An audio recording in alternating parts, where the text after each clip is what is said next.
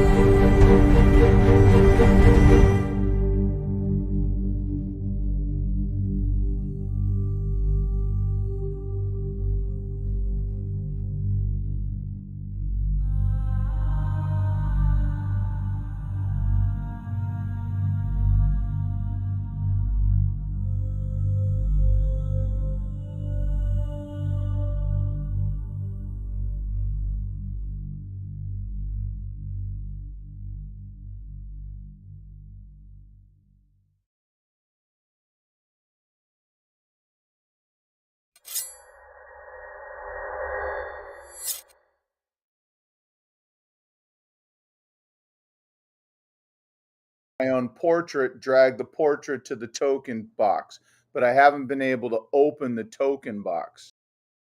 Right. Okay. Yes. Yes. Yes. You're the hardest working man in Savage Grounds, Doss.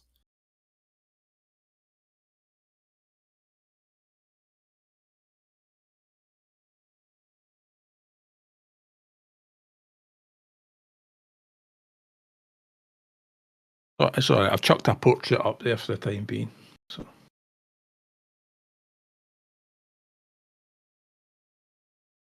Yeah, I remember seeing the token or the portrait whenever we were creating them. So odd.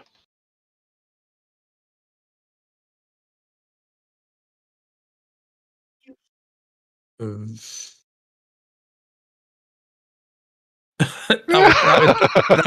would help.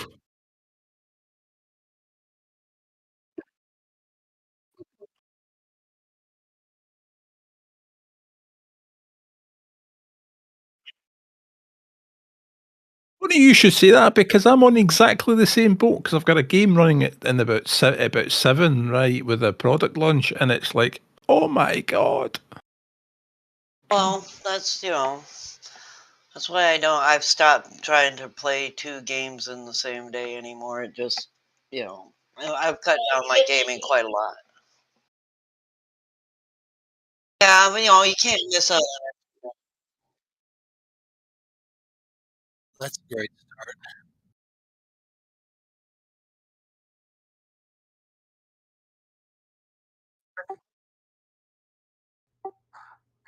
Oh boy. I'm gonna get There all you these go, rules out.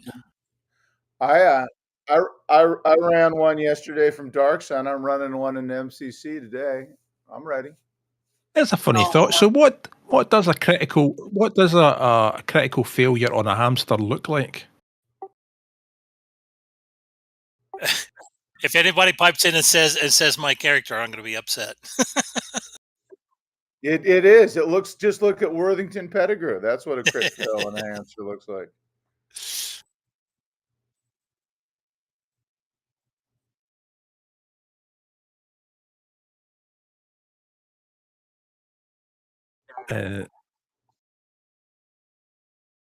Yeah, then you're going to kick us all out, right?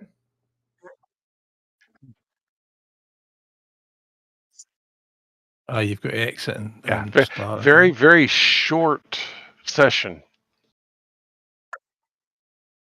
Well, no, I mean he'll probably have us kick out, load it up, and join back in. I would think, right? But That's what we did Tuesday, but this week that's been getting to be a royal pain. And like I said, if the game ends up closing out, I'm going to go and do some troubleshooting to see what the hell is going on. I can't. So where did we put armor hindrance in? It's a trait, if I'm not mistaken.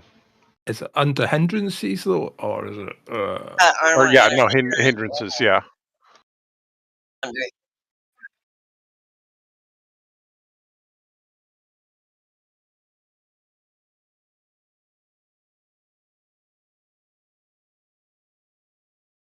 It's abilities. I thought it might be.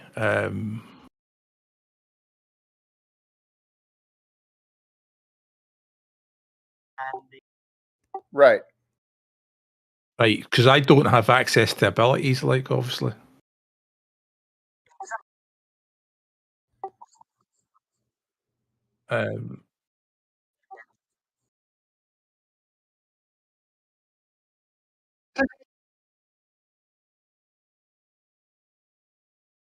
Am I kicking out?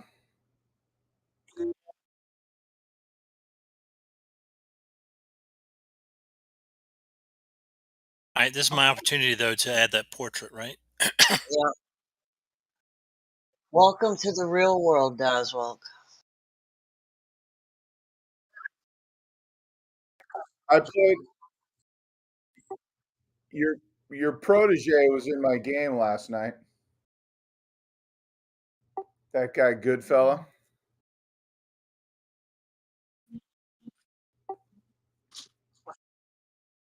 I Oh, thought you were talking about. I thought you were talking about Mark. You guys may not know Mark, so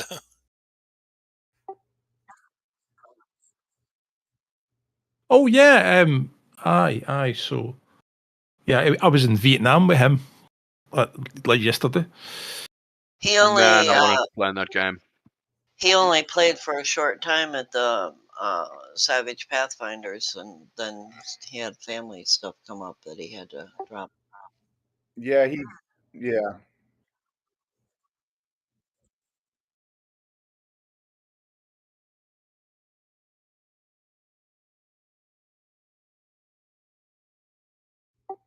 Well, I mean, you're never going to top Tuesday's stream. That's going to get the most views for you forever.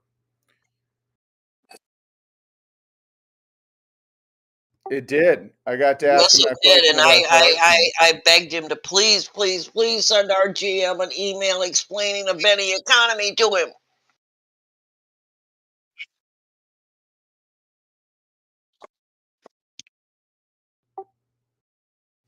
I got to go back and find that what the name of that adventure was that he said he wrote. I'll check it out. Savage it.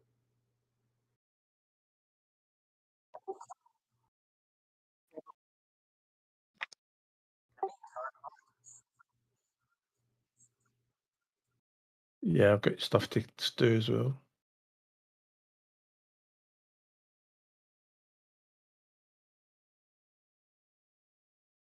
Right, combat attack.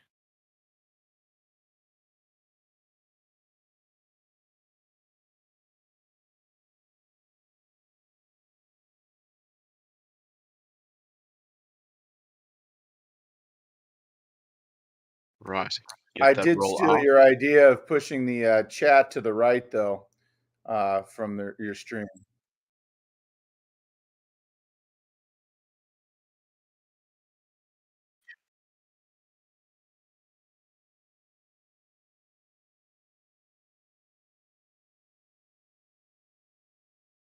I've gotten so used to it on the left, it would feel awkward to switch it over to the other side at this.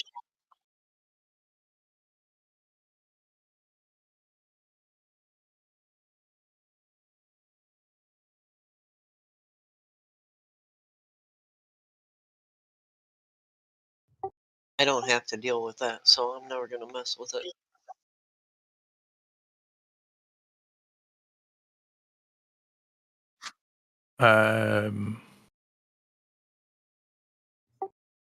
Okay, got yeah.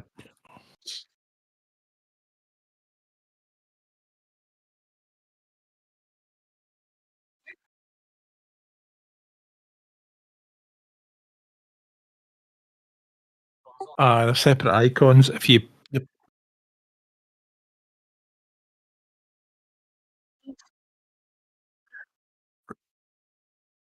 right, okay, just beware that obviously if you put the portrait in, the portrait then defaults to the token, and then you'd have to put the token in after.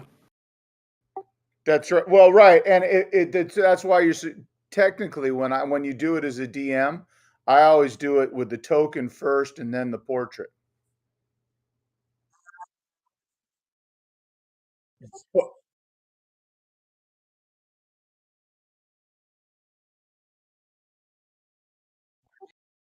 oh well, then he must have whiffed his portrait then. What file type was it? Because it's The range. Okay. yeah, because range the 10. portrait's got to be a JPEG. Portrait's got to be a JPEG, and then it transfers over. The tokens are PNGs.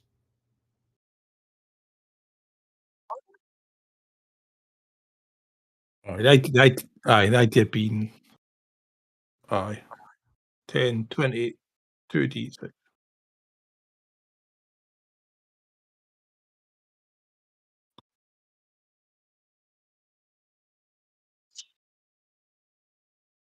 No, I don't have a I background. wrote a whole bunch for you. Just start looking at the top line. Mine's very brief this time. I'll probably elaborate as I go along, but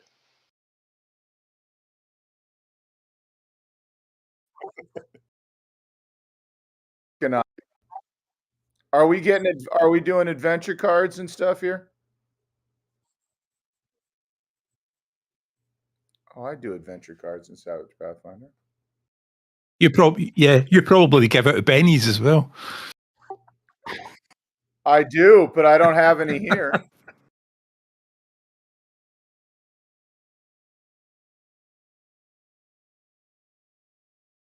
Well, I was so thrilled to have a chance to have Shane lecture you. It's like, yeah, let's get somebody who actually knows what they're talking about to tell him what we've been telling him all along.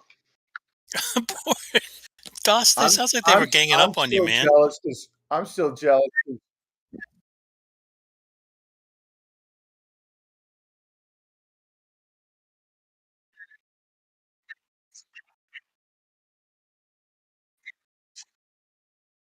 No, it's a- just switch to hard choices, and then we're done. Can we get this guy an emotional support tarantula? Yeah, there you go. That'll get you a Benny. I'm I'm still hurt. I'm still hurt. Lone Wolf got an hour of your time, and I got told to watch the video when it came to Swell.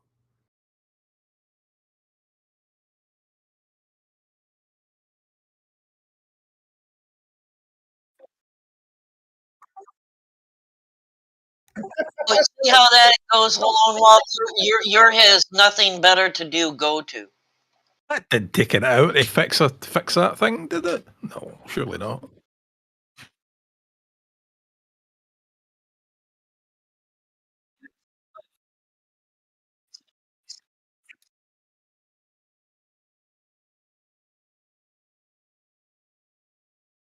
I'm seeing Cernan now.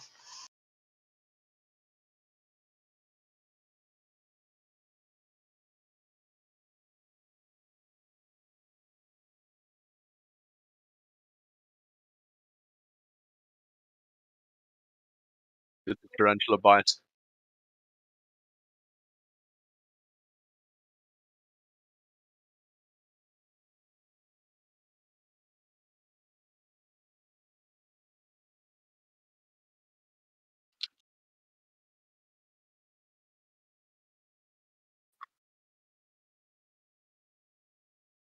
Yeah, that's a dice thing they did as well.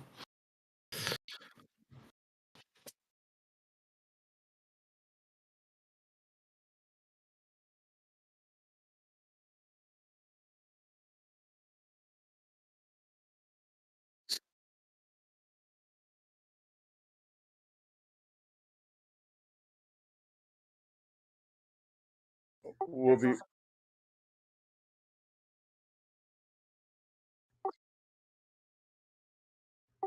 Pennies must flow. Does that right click thing work? I've never tried it. The bennies flow like a bird on a wing, and let your bennies flow. Can you take one from him for doing that? Oh man. Roll burst template. Yay! I got it. Now I need to add a token.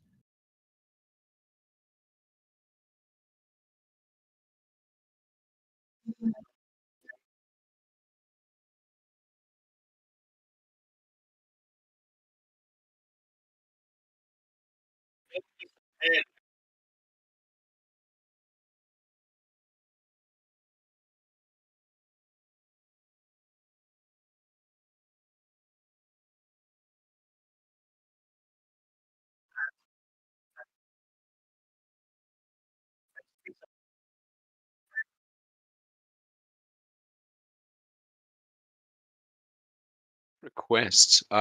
Would anyone mind adding their character names to their Discord names?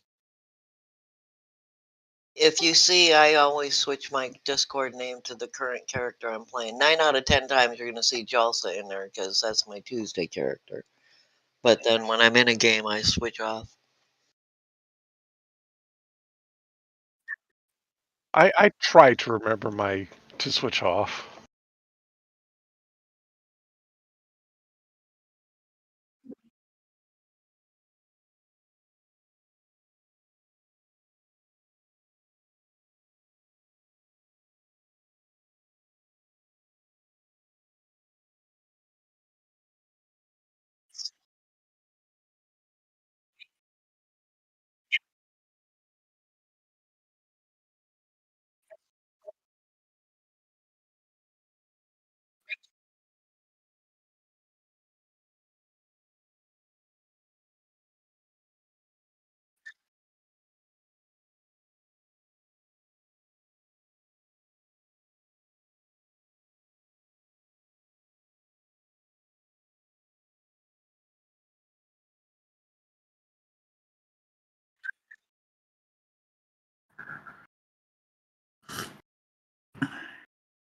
So here we are with all novice level characters going, what the hell now?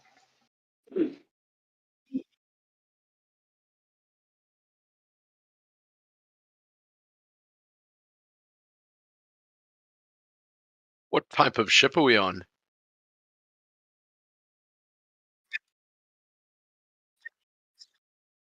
A galleon. Cheers. Just like the Moon Raider.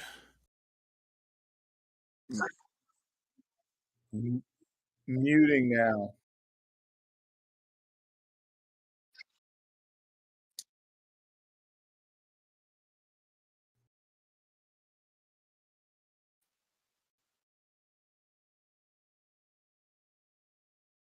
What, we have no memory of our lives before this, or just no memory of how we got here?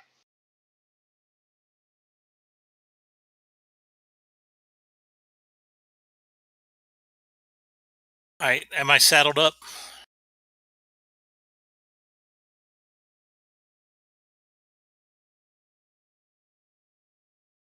Right. Here we go.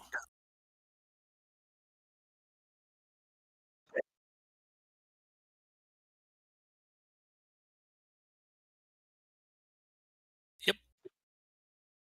Got it.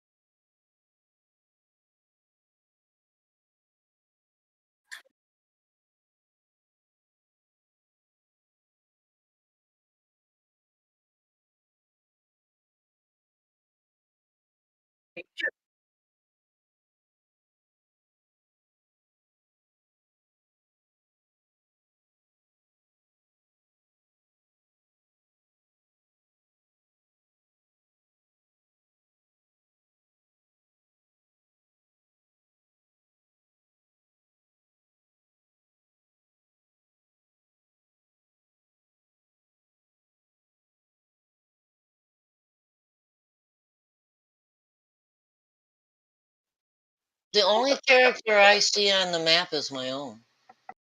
Same. Ditto. Yeah.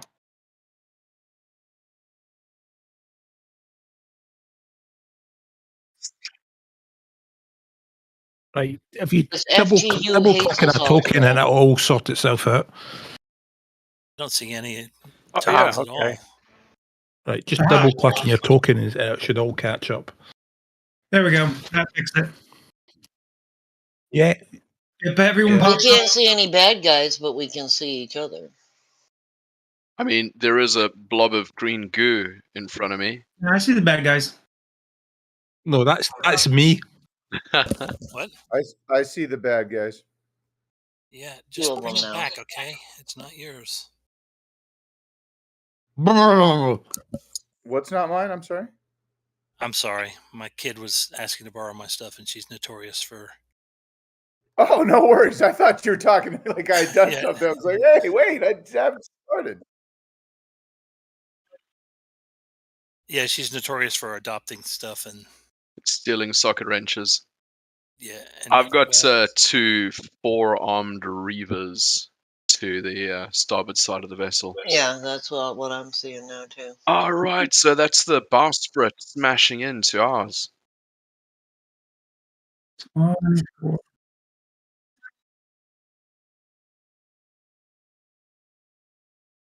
okay, I'm not on the combat tracker.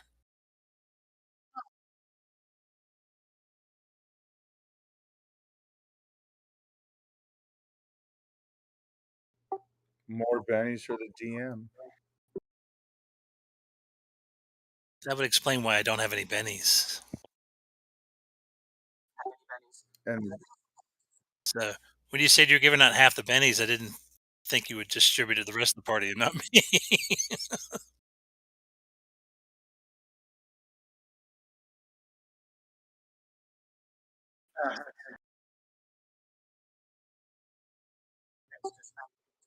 5.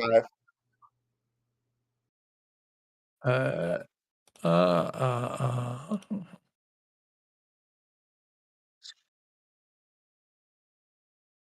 Oh, yeah. No,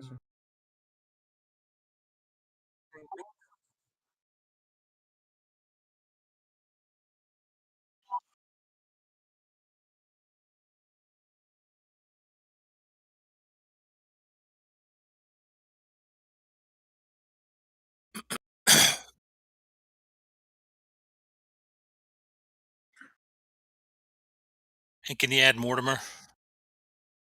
I liked having no dice tower. Yeah, I'll do-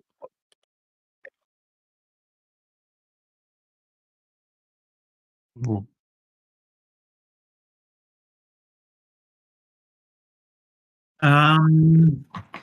There's more coming from behind him.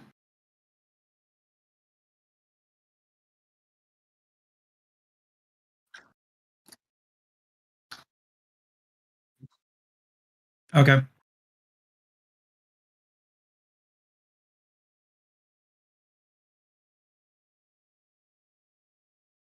Okay. Do. Let me see what traits do I got. All right. I will multi-action.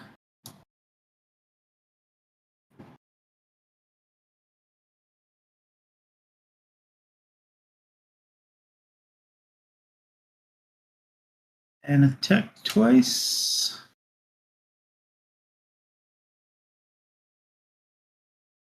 Actually, just to be cool, I am going to, from out there, I'm going to throw my soul knife at one of them as I'm running up.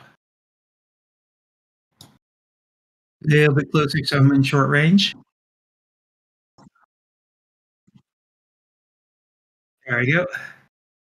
So go at him. I'm not happy with that. There we go. That's better.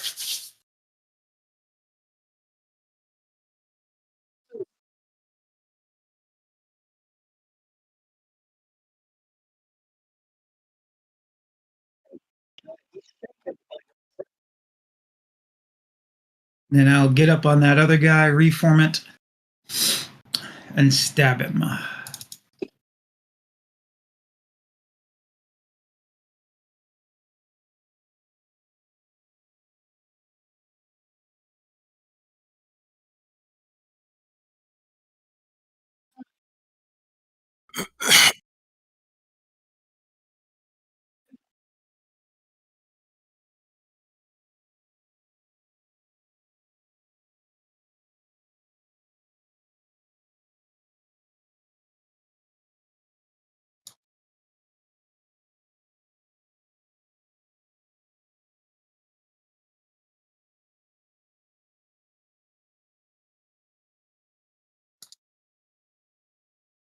Okay.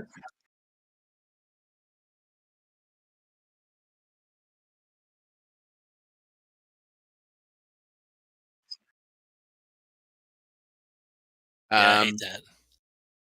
Plar is going to target the nearest Reaver and throw a fork at it.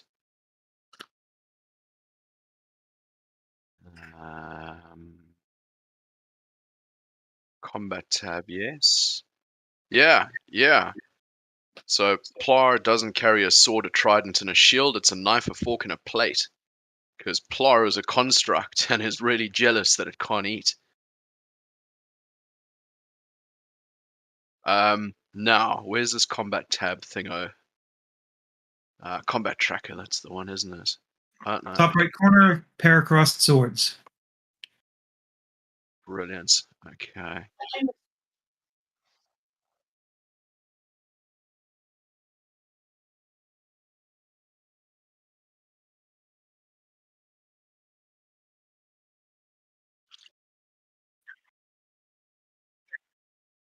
Fork.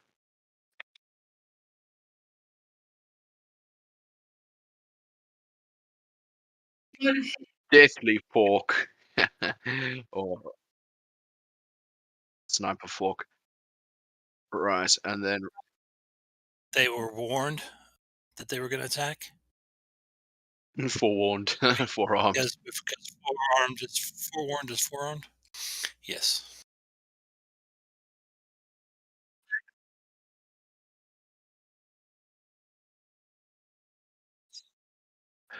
Bottom There will left be a corner, this little chevron down at the arrow. bottom.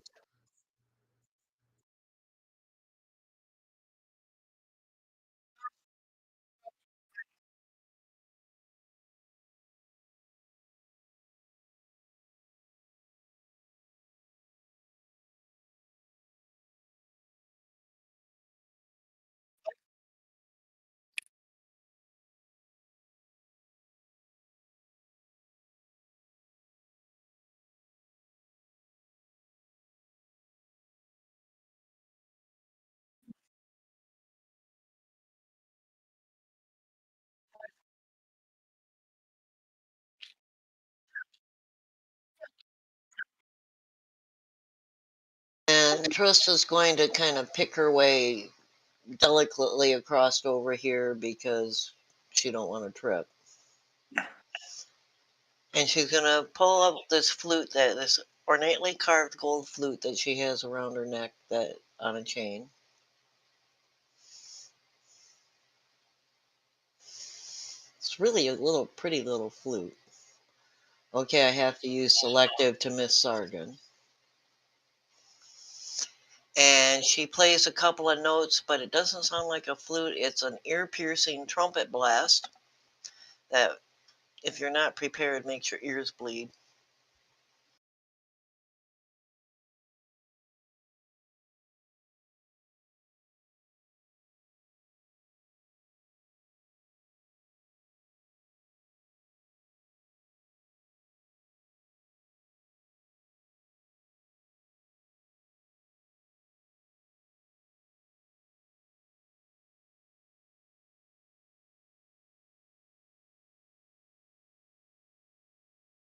Ooh.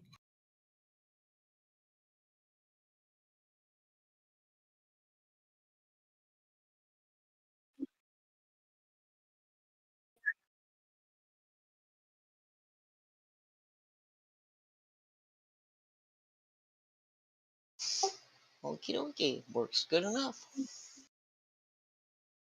Pretty flute.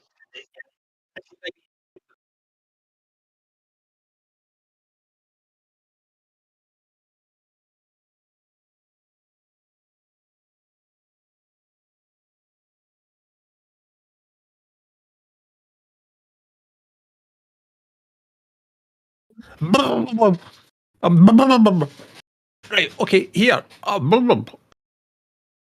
He's shaking, so I'll go over there.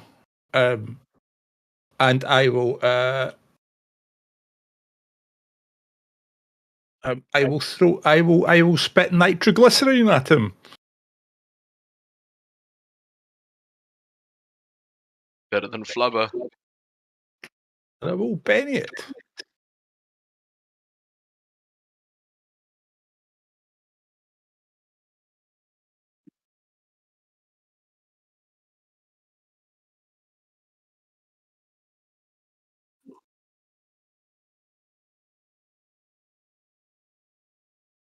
Yep. What's the worst that can happen? Oh, that's cool. Auto gnome can fix anything. We're already on fire.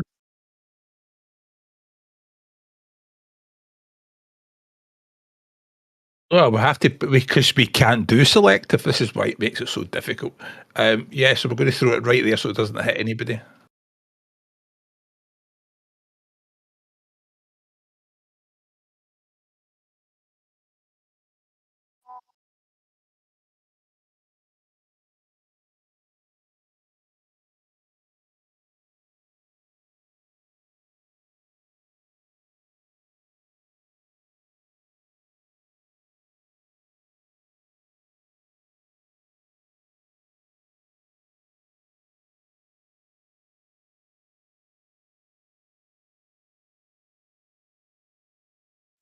Yep. Yes.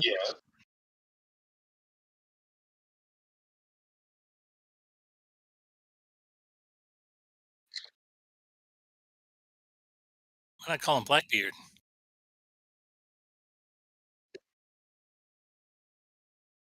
Better than Taserface.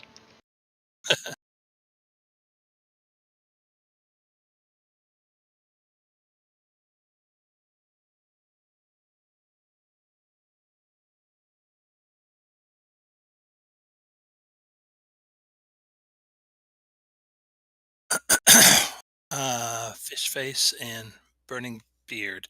Does burning beard look like the leader?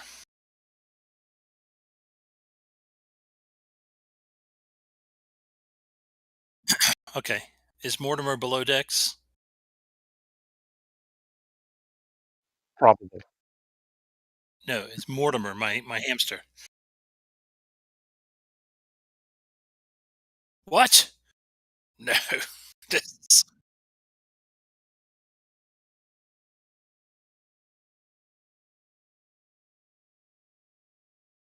right. Well, uh,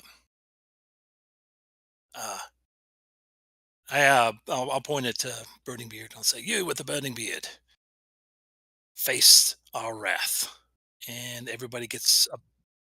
Yes, it is. Everybody gets a +2 to fighting rolls against him until he's dead. So, can I select them and add that? Is that a power? Did we set it up right?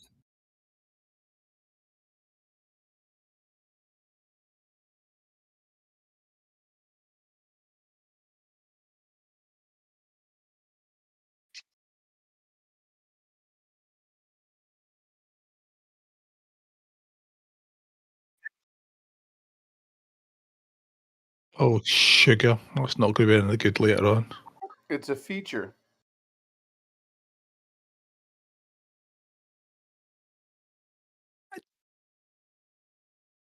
I tell you what, I don't mind Fantasy Grounds breaking down, but not this weekend.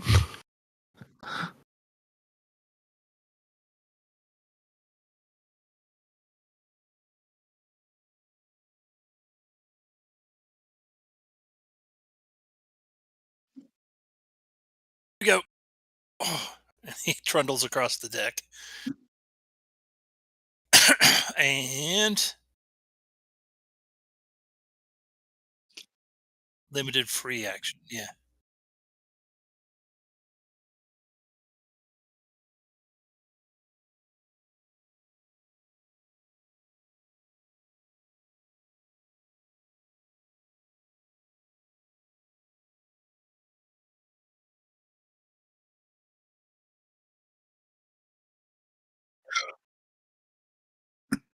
Um. Okay. I'll look it up. But yeah, Yeah, where's it's Cat? basically that's basically what you said. Yeah, in a nutshell. Okay.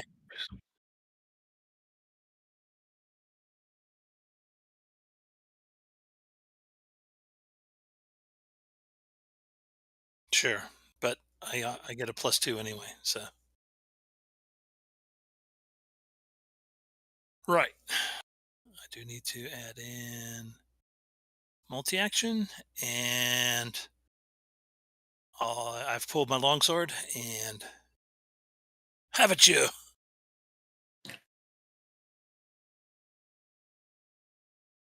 Said,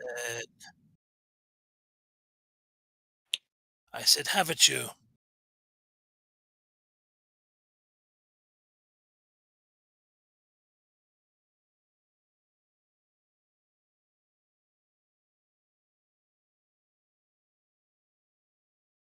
All right.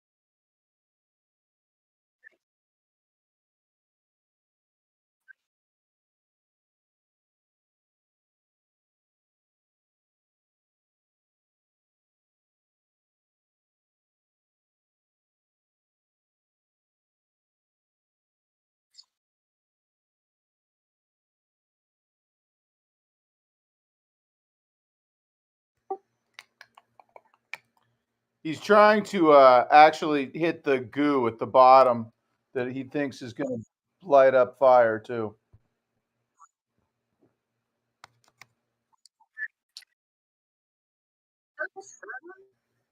What you're trying to hit me? I'm goo. Yes, I'm It's trying to hit Cernan. your goo. German? Okay, my calculating will help to offset my armor penalty. So I will cast. I can't drag the shortcut spell. anymore.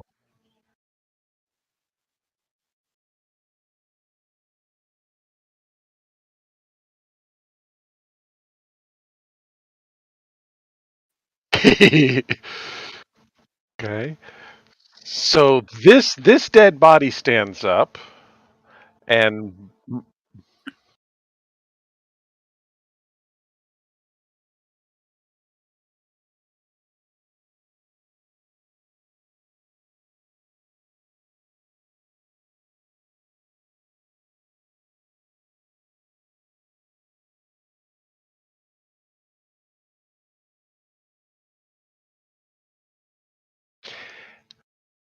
okay, and then he will step. I make a comment as that body then steps forward and attacks Fishface. It's in your hand.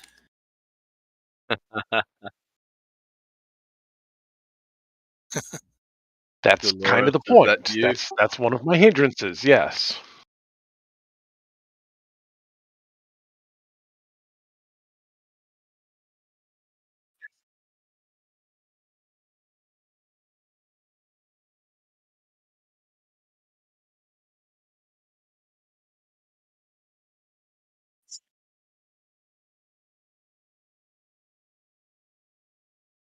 And that is our turn.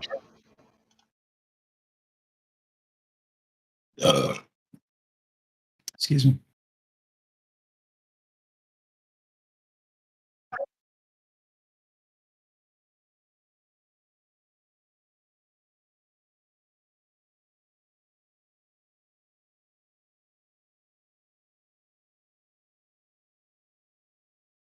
Well, thankfully it's not damage, right?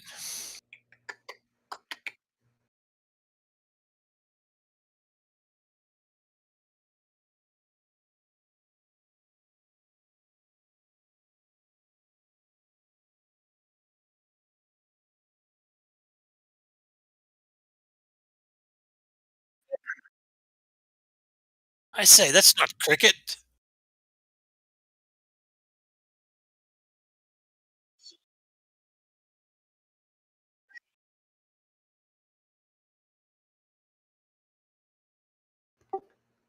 Sorry, my cap lock button is push to talk. I wasn't screaming.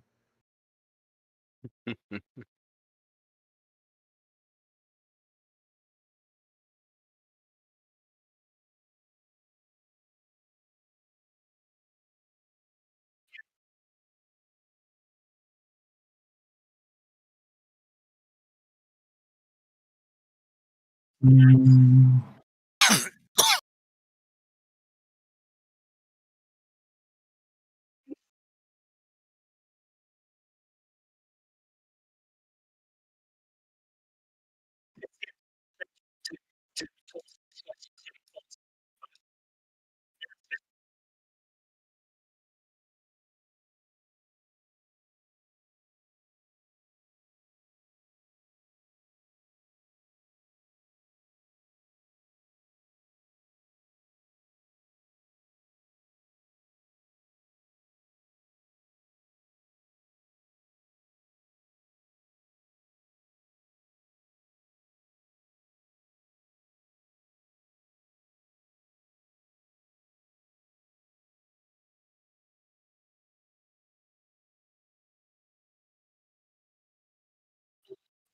So have a third Reaver jump on. That's fine.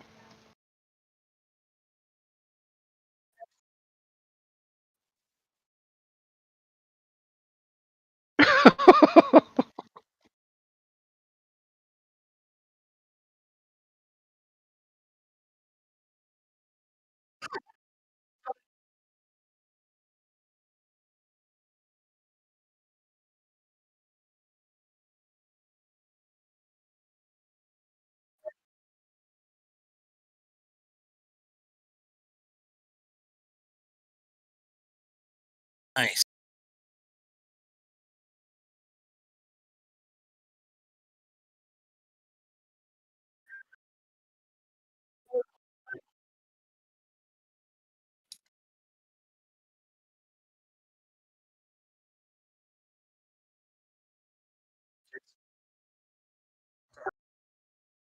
Not yet. You can still act at the end before the end of the round, right?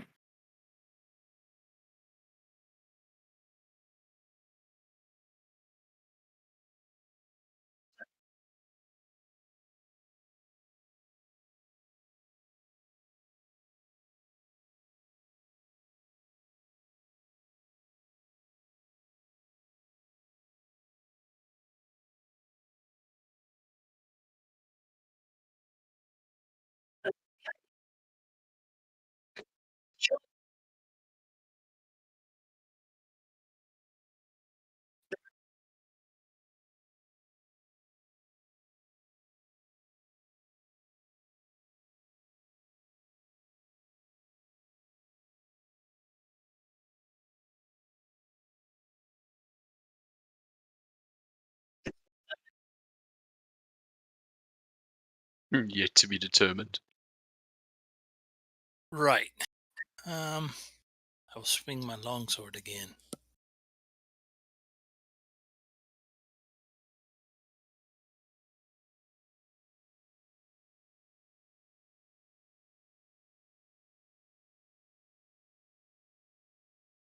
Boo. Boo. All right.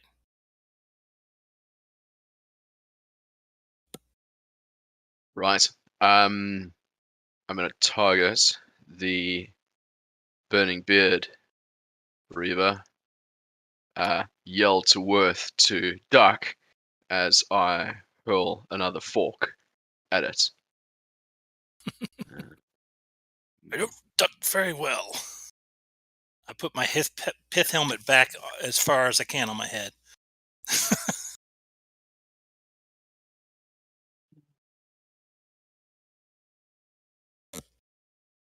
And nothing happens. It's a miss. And as soon as I find my combat tracker, I'll end my turn. Over to the Burning Beard. I've just hurled a fork at.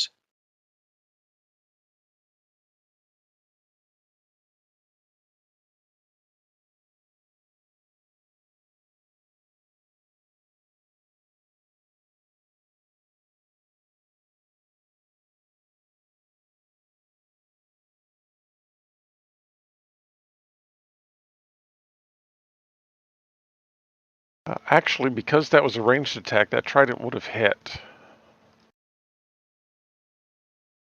It did it against the melee. I double clicked on the melee button instead of.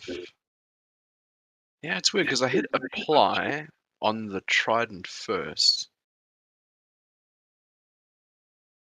That's weird. Because I don't have a die or any dice next to the thrown trident.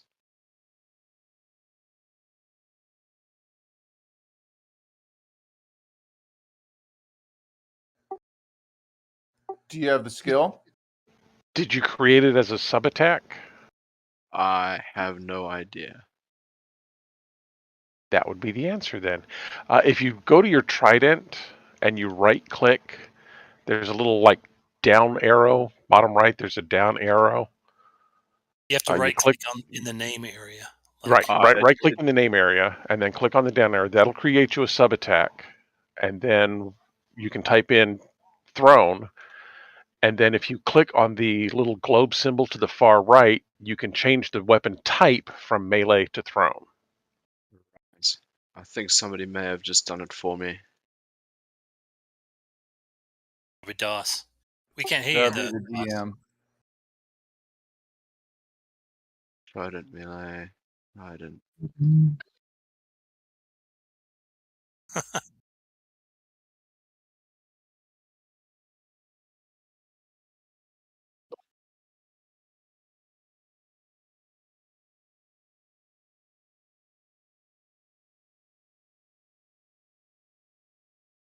Because we can.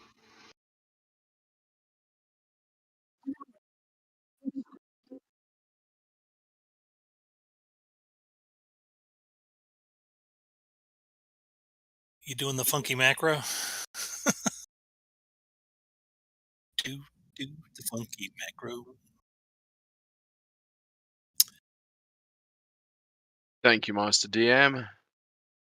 We are here to show you how.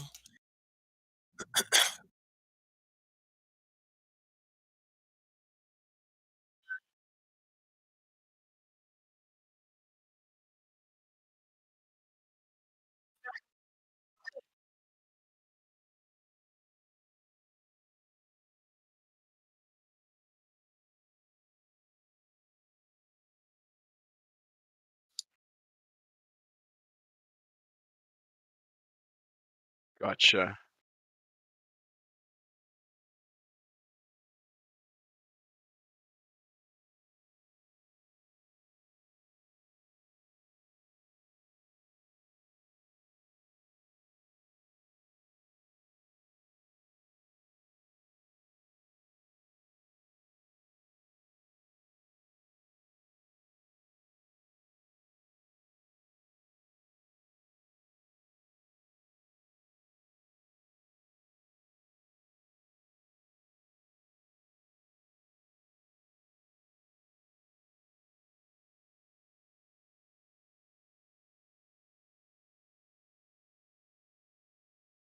Okay, but he is, visible above the side of the ship because he's hanging onto the side.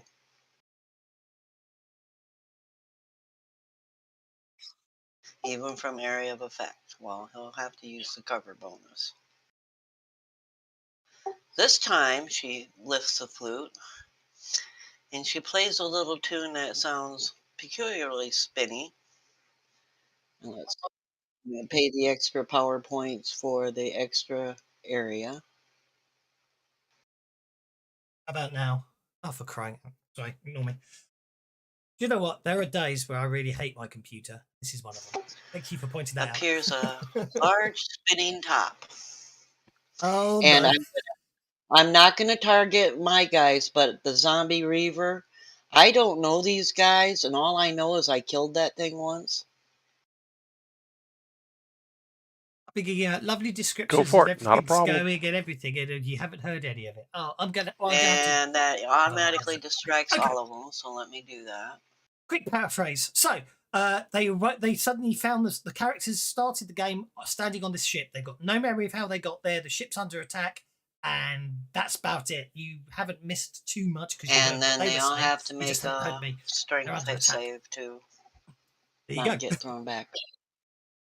I know you love this spell. It's my Okay, favorite. so Goldfish Bow Acid Reaver is unaffected by it because he gets a cover bonus, which means you only got a 3 against him, so he's okay. However, this first one here gets to make a strength roll, and he makes it. That's good. And this one here gets to make a strength roll. He fails, and that is, which one's that? That's Fish Face. Fish Face is going to take 2d4 damage as he smacks into the boat behind him. And that is 3 points of damage. That won't do anything to him, but they are still distracted. So still a good use The of zombie power. also got tossed. I got the Oh, well, zombie. you could do your zombies strength roll. If Well, you he wish. failed. He failed, did he? Roll those 2d6 inches, please, Trist. 2d6. Okay. In fact, actually, I'm going to change good that slightly. Okay, so not okay. Wrong thing. Zombies going 9 Wow. inches that way. Okay, he's definitely going to basically take damage as he hits the barrier there, and then obviously he's falling to the lower deck. And then Trist is gonna back the hell up because she's not letting anything hit her. Okay, so the zombie is okay. However, what I am going to say is, given that was such a powerful blast from the Havoc spell, I am going to actually rule that Fish Face Astral Reaver will basically get blown possibly over the barrier unless he can make an athletics save, which he cannot. Therefore, he's actually blown into wild space. Havoc's good for ship deck fighting. Havoc's good Oh, for it's a very lot of good. He is actually blown off the deck of the ship into space. Okay. Yeah, I'm like running away. Gleb. Blubber.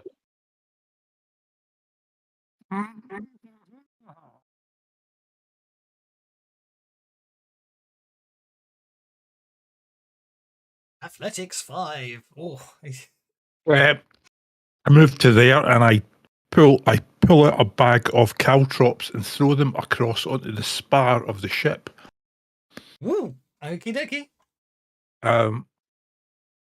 Gets a 5. It lands beautifully. Yeah. Future combatants must make an agility roll or they will arrive shaken.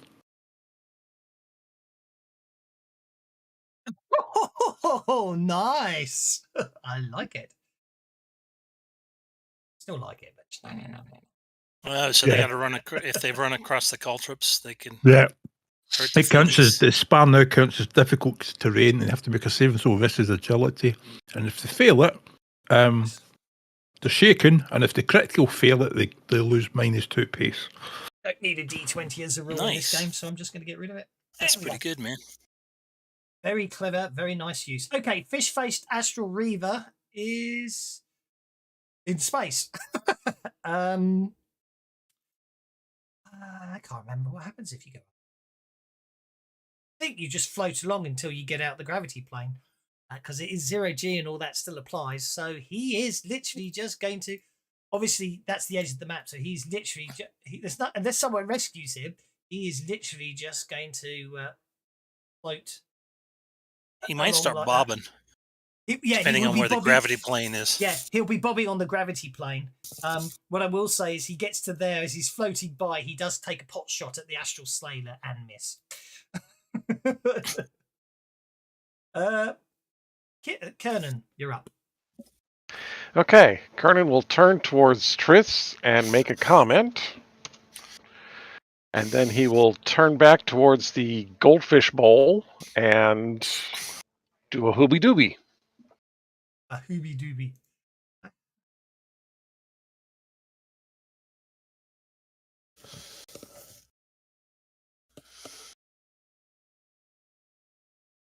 Which means that he now has to make a vigor roll. Burning beard. Yeah. No, fish face or goldfish bowl. Oh, goldfish bowl. Okay. Oh, that's evil. He does get a cover save, so that will protect him. It's not an area of effect. It's a single target. He still gets cover, and that's why that. Well, sure, but that makes it 7 of 5. He still gets a vigor roll. A cover 4. Medium -4 to attack. It's a 3. Fine. I was still not going to fail. Okay. Then this skeletal phantom skull comes shooting out of my hand and towards him, and apparently it doesn't see it because he can't see over the rail real well or something stupid. Well, he's literally holding on, so all you've got is his head and his arms. Do you know what I mean? It's just.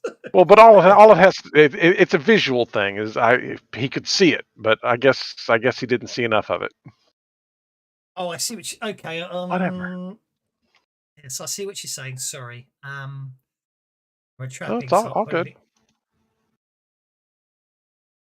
No, I mean, if it doesn't affect him, it doesn't affect him. He saw it move through the deck of the ship a little bit, so he knows it's not real. I mean, I've got no problem with that. I think we'll stick with that one for this one, but yes, we may have to come back with a proper ruling on that later. But yes, I appreciate where you're coming from. I shall award you a Benny for being a good sport. Okay, so the zombie stumbles back to his feet, and with his total run of, well, that should be total of 8, so 6 inches, He will come shambling down this direction. You dokie. Still quite fast for a zombie. Okay, Sargon, you're up.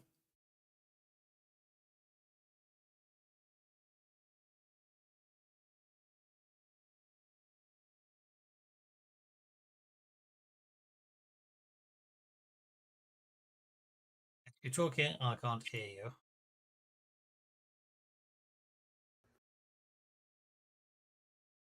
Just noticed something. Okay, yeah. All right, so that green thing is caltrops, like Yes, on the top of it? it is. What about the sides and bottom? Sorry? What about the sides and bottom? Just curious. Sides and bottom of what? I'm confused. Of Sorry. the bowsprit. Of the Oh, I see what you mean. Well, it's just moving. If you want everything else apart from that small area of effect is okay. It's just that whole area is covered in caltrops. Okay. So you could potentially, if it's 3 inches across, so you'd have to do a very good jump if you want to eat it. Or you could just hit this guy that's hanging onto the side over here instead. Let's see. How far is he away? He's 2.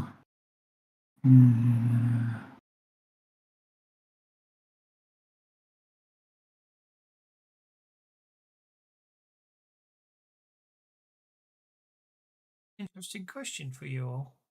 How do you set the colour for your arrows now they've changed the dice thing to dice? It's in options. Ah, thank you. It's at the bottom. Yeah. Oh yeah, use the colour. Oh right, thank you. There you go. All right, so I've got him. I need to untarget myself. Yeah, that's perfect. Combat. Swing. That's a hit. Yeah, I'd be staying outside the area of effects. You're not affected by the caltrop, so you're fine. You shake Burning Beard. You happy with the shaking? Yeah. Okie dokie. Right. I moved 1. Go down 3. that. It's got caltrops on it. Remember. Oh, I'm running up him and jumping across that caltropped area. Go for it. Hello? I'm still playing with the languages, trying to get it set. Oh, okay. Got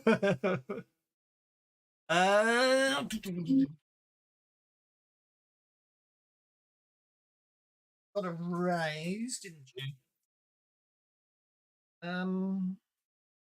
Because it's 1 inch standing, 2 inches running, and a raise, I do believe, adds an extra inch. So I think you have cleared that with an athletics check. I'm just going to refresh my memory. You can jump 1 inch 2 yards horizontally, or half an inch vertically. Double these numbers if you run at least 2 inches 4 yards. Yeah, basically, yeah, you're fine. You get to the other side, no problem at all, and you land on the other side. As you land on the other side, however, because that's the end of the second round of combat. As you land on the other side, however, something, unfortunately, a thunderous explosion occurs. A thunderous explosion shakes the ship, filling the air with splinters of wood. Bodies are hurled into wild space, and everything stops. Wreckage hangs motionless. Reavers freeze in the middle of their attacks. Even the stars stop twinkling. The illusion of wild space melts away, and you find yourself in one of the magical chambers of the simulation deck. Your memories slowly fitting back into place. You recall being warned that your first experience of a wild space simulation would be disorienting to test your ability to function under pressure. A hulking figure emerges from the center of the explosion. A Hadozi, those are the winged apes, with a missing wing flap, wearing military uniform, bristling with medals. The air around her smells like cigar smoke. As you see, Bosun Tarto growls, the Battle of Hakatha didn't go well for Captain Sardax and her crew, but her last battle makes a good testing ground for new recruits. End simulation. At this point, your memories start to come back. You remember meeting the Hadesi training officer, Bosun Tarto, and that the battle has been an illusionary experience conducted in one of the Academy's simulation chambers, large circular spheres, whose rune-scribed walls channel potent magical power, and which contain training versions of spell-jamming helms, akin to those that the real ones to propel real spell-jamming ships. As the simulation ends, actually no one's injured, but you do all recover any used power points and equipment.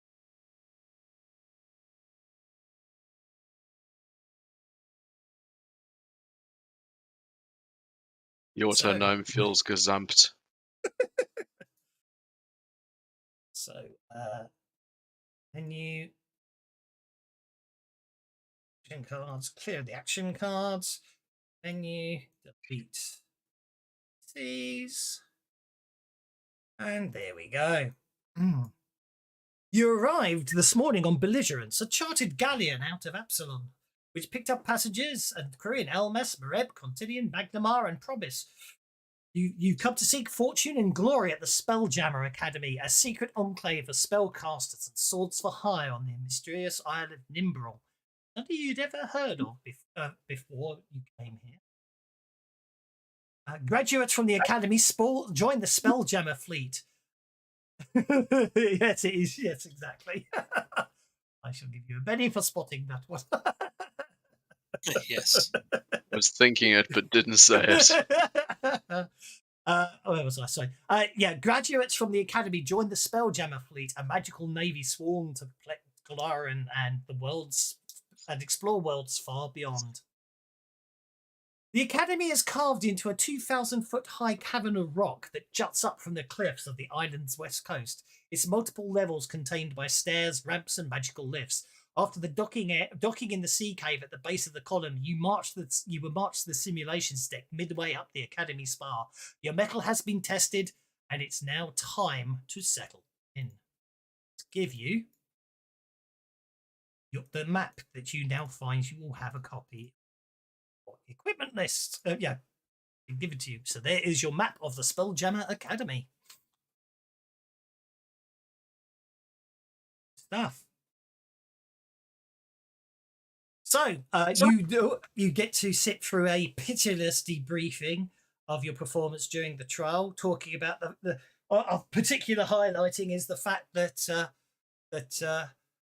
Cernan, you showed tactical good use of tactical resources by creating a zombie out of one of the fallen enemy foes, and Trist is admonished for basically negating that tactical advantage by casting the zombie halfway across the deck. Likewise, it is also pointed out that in many cases your combat procedures and moves could be a lot better, and therefore extensive training will be provided. At the end of that, you are dismissed, and you basically you are dismissed. But before that, though, Bosun Tarto explains that she does want to make sure that all her records for each of your characters are up to date, and therefore she basically questions you.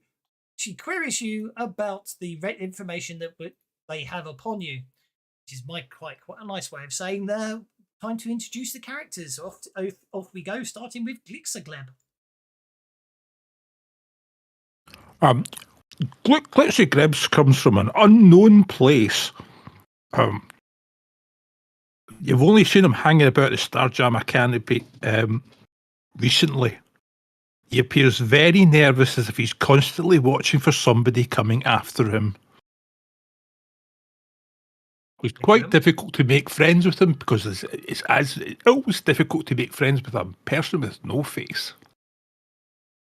Indeed. And that brings us to Pla Git Clank.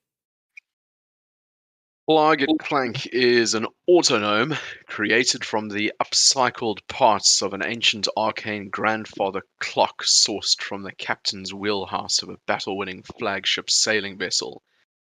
Plar conducts itself with over-the-top arrogance stemming from its rightly decorated history in keeping to the second timings available to naval battle tacticians to execute precision naval maneuvers and cannon strike upon the enemy. Unfortunately, and unbeknown to itself, without the rest of the ship which it was formerly part of, Plar cannot swim and will inevitably sink like a stone when it cluelessly charges overboard to invoke its death wish, whilst hurling steel tridents and sounding its battle cry of tick click boom. Plar carries a katana, a trident, and a shield, which Plar affectionately refers to as knife, fork, and platter, stemming from a deep jealousy that it has because it, as a construct, cannot eat like the rest of the party. Thank you very much. That brings us to Sargon. Or Sargon. How do we pronounce it? Sargun. Sargon. Okay.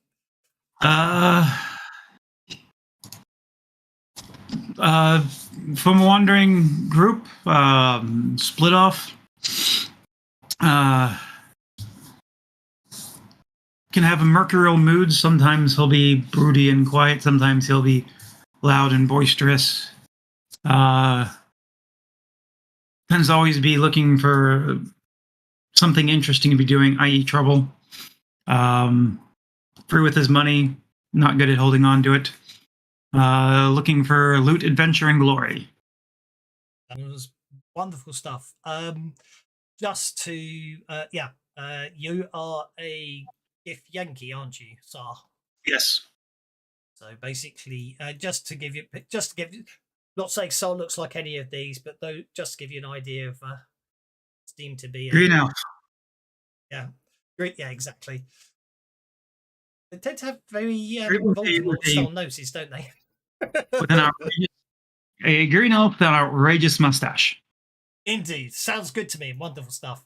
That next brings us to Cernan. Cernan is kind of a happy-go-lucky type of Asmir, except that you can kind of see this deep regret or brooding in his eyes.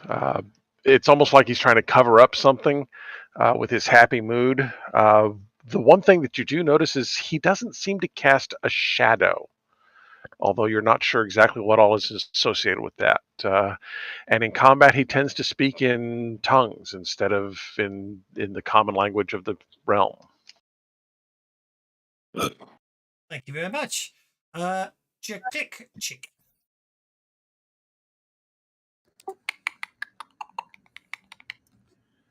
And your Thrycreen has lost his clutch. You're not quite sure where he's from, and he does his best to communicate with you guys. Little tricky, but he's here and is trying to prove his worth, so to speak.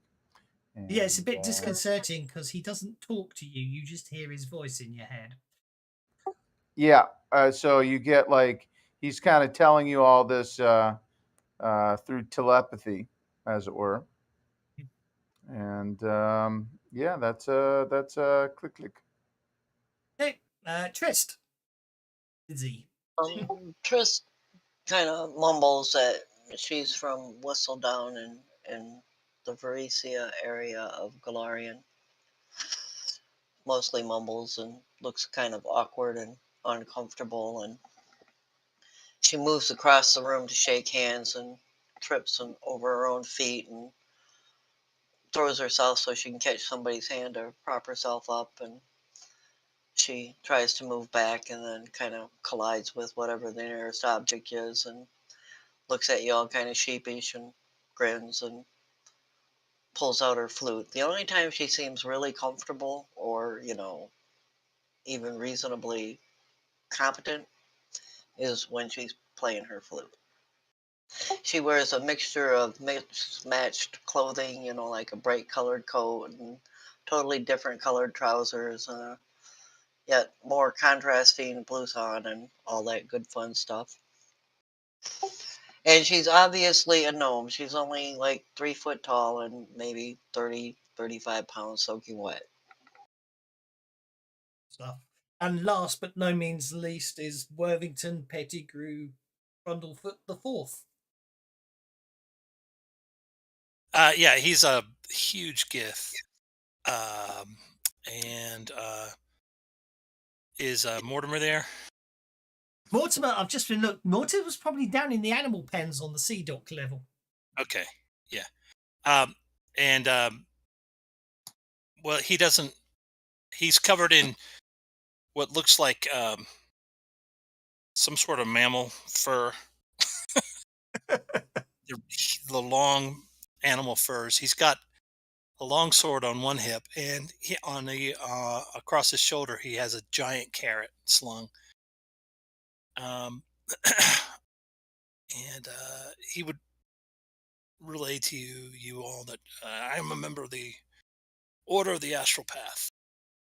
We are dedicated to finding ourselves a like-minded group of individuals, and we value loyalty and friendship.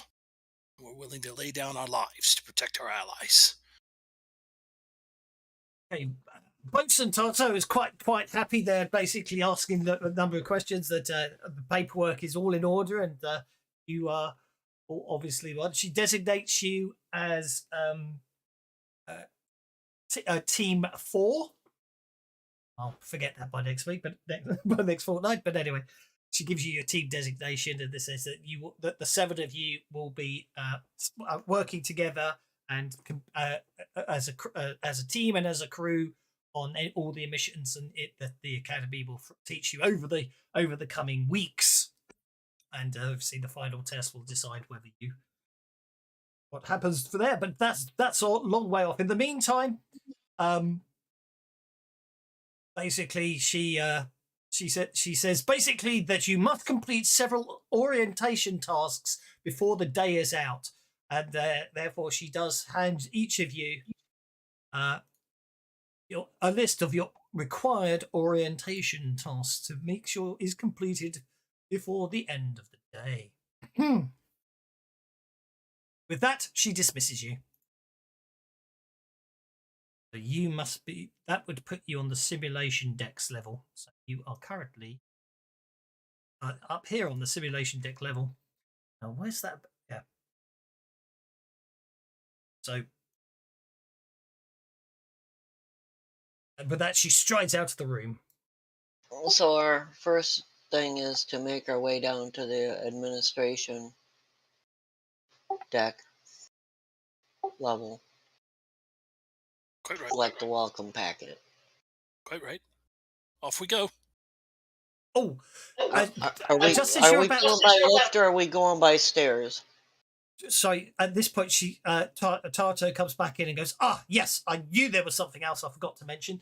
Due to recent threats, security checkpoints are in operation throughout the campus. Failure to stop when challenged will result in disintegration. Please ensure you have a correct passes if required, which of course you will be picking up. You will be picking up, and with that she walks out again. Unless anyone wants to ask anything before she goes. What passwords do we need to get down to admin? No, it'll be security pass codes, but at the moment you'll be okay because you're all given some sort of strange pendant when you came in. Sorry, not pendant, brooch. That basically will get you where you need to go for today, but you'll be given your proper security passes. I see someone's already broached the subject. Oh, that's terrible. And I'm afraid I haven't worked out who's who yet. So who was that? Well, That was Worthington. I thought it was. I was terrible sometimes. Right. On the subject of access control, who let this guy in? Horrible pun. It was likely me. Yeah, well, that's what I thought, but I didn't want to be. People get upset when I give the wrong people bennies for terrible puns. Somewhere I've forgotten where the security notes are. We'll worry about the security when I remember So where I put them. the map of Spelljammer Academy, each of the locations has a coloured dot on it. It And does. the And bottom left yes, corner of it, there's a legend. So indeed. admin, where we're heading now, is open to visitors and officers. Yes, at the moment you've all been given green ID badge. You've been given green brooches, marking you as visitors. So, yep, head down to administration. Yeah. So I knew it was somewhere. I definitely have to give you a Benny for that one. Thank you very much. Access control. Exactly. Okay. Security levels. Here we go. I knew I had it somewhere. The Spelljammer has a 5-tier security system, as you quite rightly pointed out down there. So you've got your colours, so you'll be absolutely fine. But as you can see, green is visitor level, which is what you've got now. Red is cadet level. Blue is sailor. Which this will. Oh, actually, as green. This is actually, that's a very good point. Actually, Wellington, you may want to go down and check on Mortimer before you go anywhere else, because if they take away your visitor pass, you won't have access to Sea Dock as a cadet. Probably have to sort out special dispensation for you to go and see Mortimer at regular times. We'll worry about that later on. Okie dokie. Anyway, administration. Yeah, we kind of have to walk through some of these levels to get to the proper stairs to get down to admin. Well, I just hope we don't get shot. Well, actually, I think there's. Yeah, I agree. You sort of. I imagine. It's an interesting one. I think you'll find you're okay walking down the flights of stairs between the floors. Yeah. There's a stairwell I'm seeing on each of the maps. Yes, but you notice it tends to go out. It is there, but it tends to go outside on some of them, if that makes sense. But yeah. Well, specifically, I'm looking at the Trish goes down gymnasium. as she goes down the stairs, she's clinging to the rail because every once in a while her feet will just slip out from under her for no apparent reason. Well, Yeah, luckily, to get from simulations down to admin, you don't have to go outside. But we do have to cut through the middle of the gymnasium to get from one set of stairs to the other. That. I hadn't noticed that. That's quite fascinating, isn't it? At least all the rest of the levels, there's like hallways, and we can okay, that's a closed door. Don't go through that one. But the gymnasium, you literally have to go right through the middle of that big room. Actually, you go through. Yeah, I would have argued that the gymnasium is the red clearance, but going through that door there must be allowed. Has to be logically, doesn't it? You have to go through that way there. Yeah, precisely. If you zoom in, deck simulations is at 5 o'clock. Down to cadet quarters is at 2 o'clock. Yeah. So you would go. Yeah, you would go down to the. Yeah. So you'd come through here, then you'd go through there, and then you'd go down there. So you're fine. You don't need to worry about it. Not a problem. Okay. You get down to the administration level. You down here. Administration. Okay, the administration level occupies the level above C deck. It includes a visitor's lounge with a bar, guest rooms for visiting off-world dignitaries, and academy reception. A record room requires purple level security to enter and contains paperwork, apparently, but you wouldn't know. Okay, you basically, when you visit reception, you are here to. Well, I've lost my own orientation task. Let's put it over there. You are to collect your welcome packs from administration. So, there is basically behind the desk at administration is a Thrycreen. Looks up as you all approach and clicks a few times. Here to pick up our packet. I am Sargun. Indeed. Righty ho. So basically, I forgot to create the parcel for this. Oh, it's a shame, isn't it? Oh, it's the yes. It's a shame. Did I? Yes, I haven't created a parcel for this. I'm going to rapidly create it now. Okie dokie. So, I will share. Then I can share the pack because there's no point in putting it in inventory. Oh, I think I do have to put it in inventory. There's 7 of you, isn't there? So there will be 7 red level cadet uniforms. So basically, you get to wear lovely red uniforms to identify your security level. In addition, we're red shirts. Is that what you're saying? Yes, I am.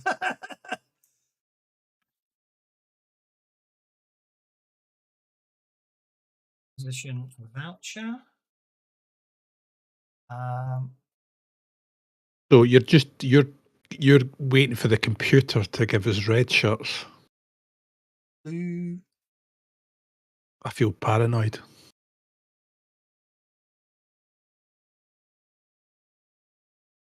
Actually, you're Chris okay. isn't happy. That is It's boring. It's all one color. okay, so actually, yeah. So where's the party sheet? So we go to the inventory tab, and then I can drag the cadet pack onto there. So you each want to take a 150 gold piece requisition voucher, a blue security level helmet, and a red security level cadet uniform.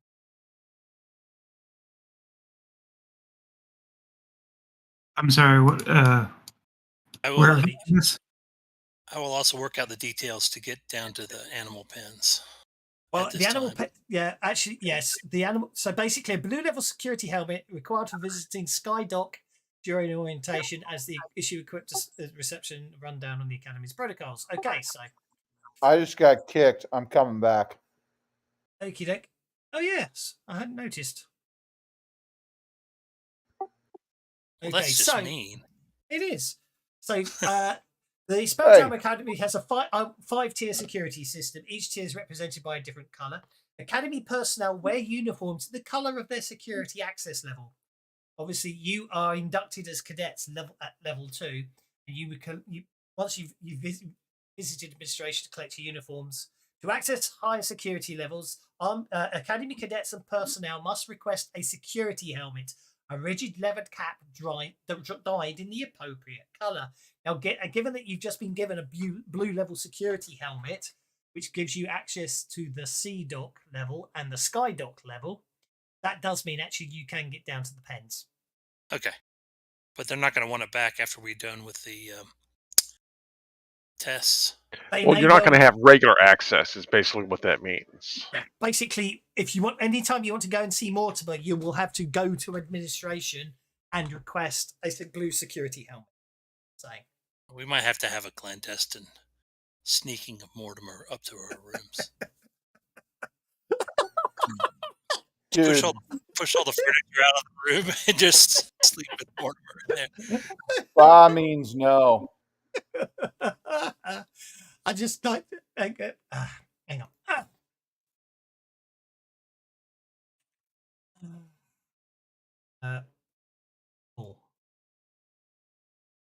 Now I know it's a gnome, but just give people an idea of the scale of Mortimer. That I know that's a 3-foot gnome at 15. So this is one big freaking hamster. Yeah. Well, you got to bear in. You consider that Worthington's is a hippopotamus humanoid, and he rides it, so it is a big hamster. Yeah, Mortimer's quite big. Mortimer also is quite possibly limited. Well, limiting to begin with the adventure, but obviously we'll make sure in campaign wise later on. But Mortimer is size 4. Mortimer's large, which makes him. So Click's not sure this red uniform's going to fit. Oh, they gave you a fry cream uniform. Don't you worry. Okay, so yeah, Mortimer. My mandibles won't work in this helmet, though. Mortimer is 15 feet, up to 15 feet in length, and weighs approximately. What about my wasp? Is he flying around with me? He is probably also in the animal pens. No, he's my animal companion. Yes, he's probably down in the animal pens. I'm afraid to say. This isn't a training academy after all. Specific for training on this. It doesn't be. I will argue that I would say there will be free time allocated where you can go down to the animal pens with your blue helmets and obviously interact with your animal companions and mounts. They're not unreasonable. It's just obviously, this is about training you to be on board ships, and animal companions and other stuff like that are of limited use in their view at this time. Once you get your own ship, that's a different case, isn't it? Okay, so that's fine. So you have collected your welcome packs. I believe everyone has got their welcome pack. Someone hasn't got their Plar welcome pack. objects. The clanking service in this place. Indeed, but someone hasn't. I've got one set of. I've got one requisition voucher, a blue level security helmet, and so the requisition voucher can be basically is I mean, they call it a requisition voucher. The logic is it's to allow you to purchase equipment, but you can use it at the academy stores to buy anything. It's basically like a voucher. You should actually call it a credit rather than requisition. Who didn't take their voucher, their helmet, and their uniform? The autonome is bouncing up and down, saying, me, hand it over, damn it. Oh, you have to just go to the party sheet and drag them over to yourself. Oh, okay, I'll give them to you then if you don't. If it's you, I can assign them to you.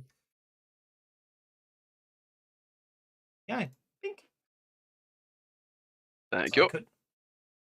Righty ho. So, where do you wish to head next? Well, the next level up is stores, so I think we'll go to stores. No, we need to go to the quarters next. Well, if you note, stores is literally the next level up. I was going to say, you do wonder if this in some way might be an initiative test and in other things. And the fact that, as you quite rightly deduced, right now you're on the administration level, and although the second thing on the list is bunk assignments in the quarters, as you have just deduced from the map you've been given, the stores is there. So it is quite possible that this might be an initiative test to see how efficiently you do things. But it might not be. Who knows? Really down to you where you want to go next. Well, Cernan is going to stores. It says collect service weapons, but I don't have. Should I be picking up weapons even if I don't use weapons? You'll probably be allocated them. Whether you use them or not is another matter, of course. Do you know what I mean? All right. Yes. Stop at the stores. Yeah, stores is nearest. There's only one deck up in it.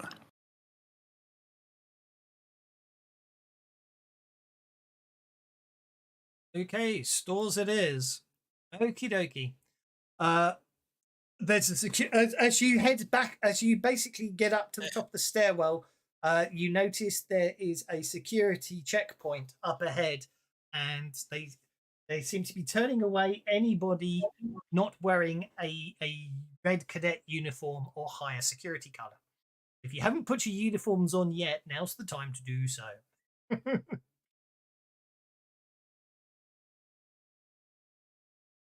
I've already got my uniform on. That's fine. I'm carrying my helmet. Okay. Cernan shows no body modesty as he just kind of undresses and puts on his uniform right here in the middle of the hallway. Trish just puts hers on right over the top of her cool outfit. Yeah, the autonome is like, check my cogs out. If there's a line for the checkpoint, I'll get in line. Otherwise, I'll just head for it. Yeah, I don't get dressed in my screw. I curl up the trouser leg and it inflates. And when Trish approaches the checkpoint, she'll kind of fall at their feet. I'm assuming a fifth season Picard jacket with the epaulets and the elbow patches. I'm sure you can. I'm sure if you can make some modifications later, or get someone with the repair skills to do so. Right now, it is very much a paranoia style red jumpsuit.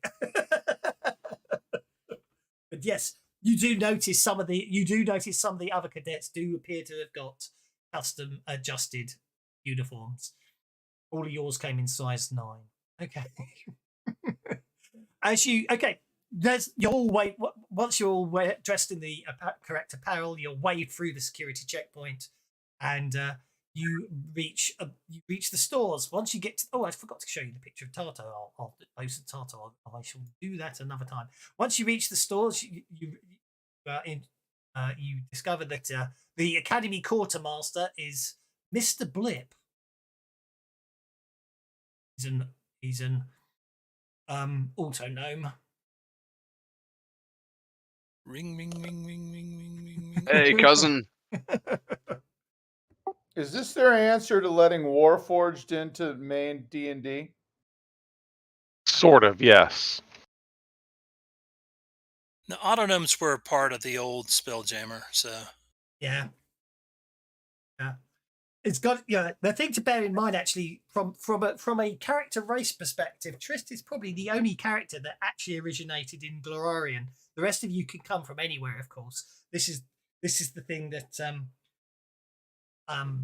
isn't necessarily yet apparent, but yeah. But yeah. Trist is going like Trist will get quite confused when lots of people don't think she's a gnome because she isn't what they think a gnome is, because Galarian gnomes are different to Tinker gnomes, which is what most other people are used to. And Auto gnomes were built by the Tinker gnomes. Yep. Okay. Anyways. Morning, Quartermaster Bit. Indeed. Right. Anything I got to keep with you rather than keeping my dorms?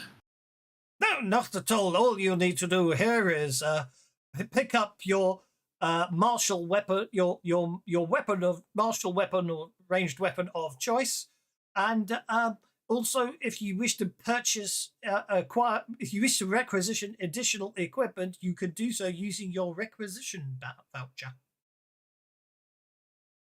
wonderful. Nah, I'm just traveling. I got everything I need. Can we take one each? Because, like, I like to use a short bow, but if we're in close, that's not so good, so I use a rapier. Well, obviously you've got your own weaponry. These are just basically some cadets. Some people seem to turn up without any very little equipment or weaponry at all. So they make sure. And I tuck my flute inside my uniform so they don't get some delirious notion that they get to take my flute away from me. So the point being is you can choose a a ranged weapon or a melee weapon out of the armory, and then if you wish to have, for example, in your case, have one of additional equipment or weaponry, you can buy it. You've only got the 50 gold requisition voucher. Of course, you can spend any money you want to spend on top of that. This is just what they're giving you, but it's for the people who don't have any equipment. 50 gold doesn't give you much anyway. So good. Just need to make sure I didn't have to didn't need to leave my wine with you or anything like that. Indeed. So Cernan is going to use his 50 gold piece voucher to pick up 1 Thunderstone and 1 Alchemist's Fire. That is absolutely acceptable. You may do so. Delete your requisition voucher and add those items of equipment. Does anyone else require a want to pick up a weapon? Just ask Mr. Blip what weapon you want, and he will confirm or deny its issue to you.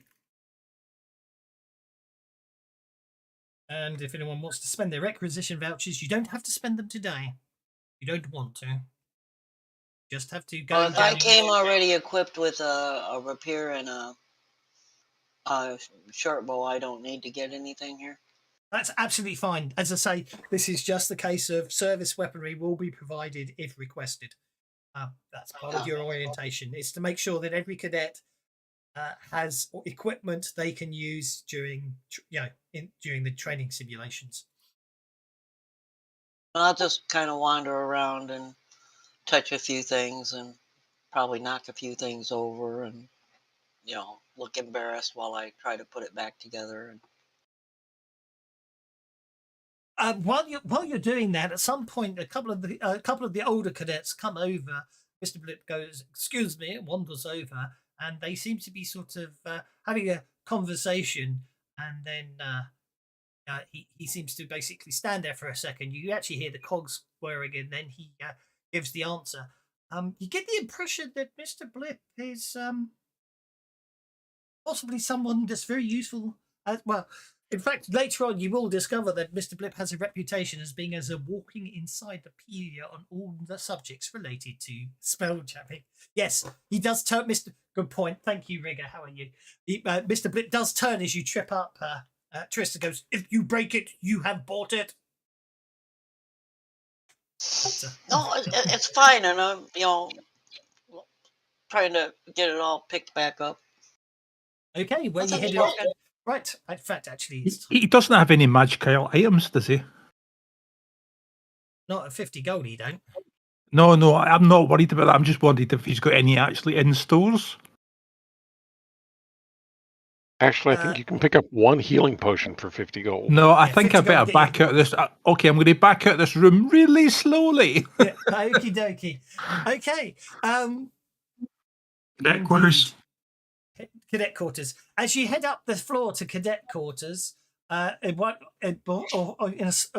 one side, in a corridor, in one of the small rooms off to one side, you see that two cadets are facing each other, playing some sort of game that is projecting spelljamming ships above a game board and having a full-blown battle. It looks quite impressive. But anyway, you get to the cadet quarters.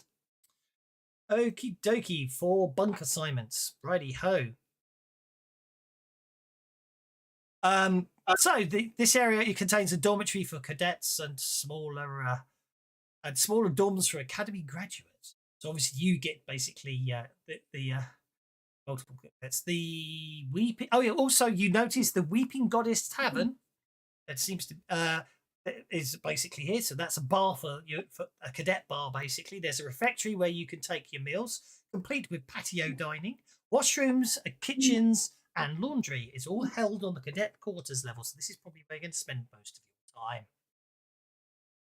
Upon your arrival, a gift duty officer assigns a bunk to each of you and tells you to store your gear in the foot locker.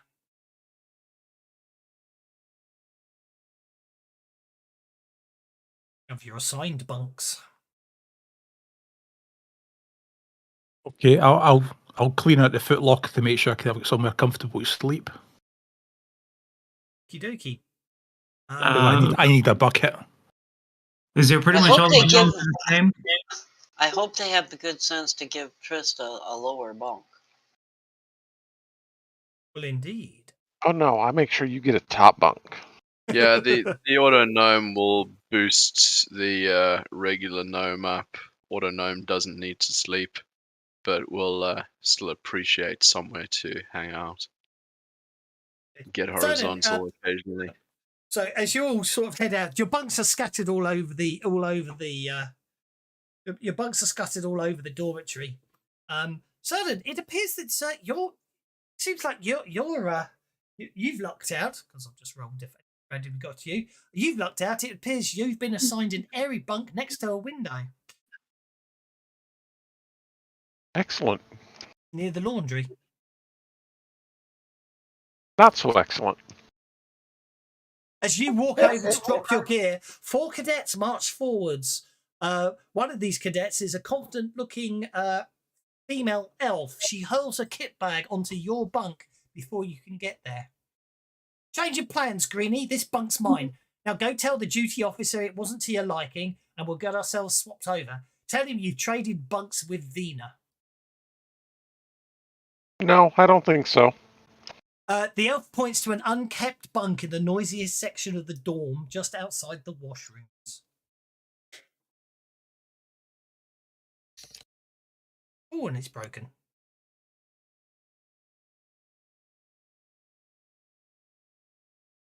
My link's broken. You may not like following the rules, but I do. I'm afraid I'm going to have to ask you to move your stuff, please.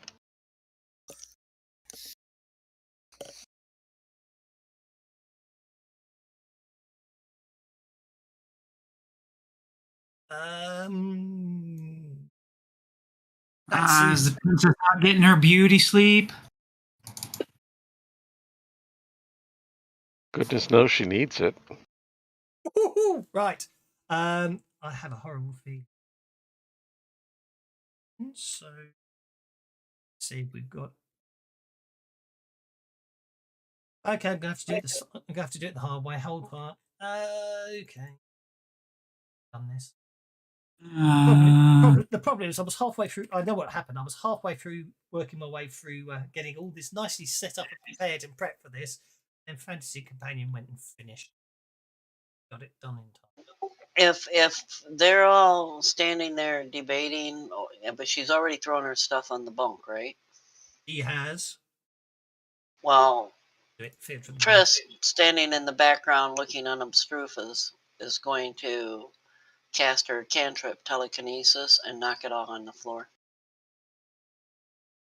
Oh, I like the sound of that. Okay. I can see taunt. Okay, I'll deal with the taunts. No one's trying any form of intimidation or persuasion. Obviously, taunts are Yeah, never a the problem. Autobot is minding its own business and going to get as involved as possible with the one that called our mate a greenie. Okie That's, dokie. that's my buddy Flubber. That's absolutely fine. I'm desperately trying to find something. I apologise for the pause. Anyway, I finished the Fantasy Companion the other day, so obviously I don't know how long it'll be before it gets into QA because I haven't got it set up yet. I've already finished one of the adventures, so I can get it off. What am I looking for? I'm looking for RPG maps.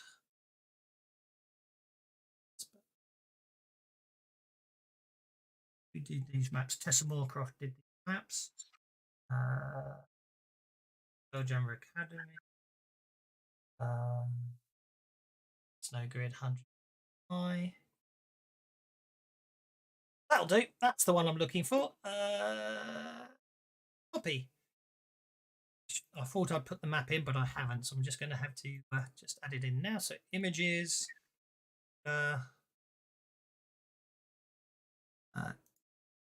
Control V. Oh, I forgot I made that. That would have made my life easier. Okay, so assets, campaign reset.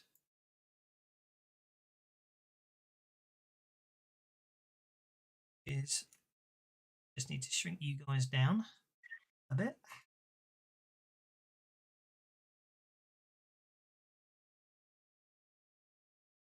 No, I'm melting. I can keep track of you. Change the layer, I think, too. Yeah.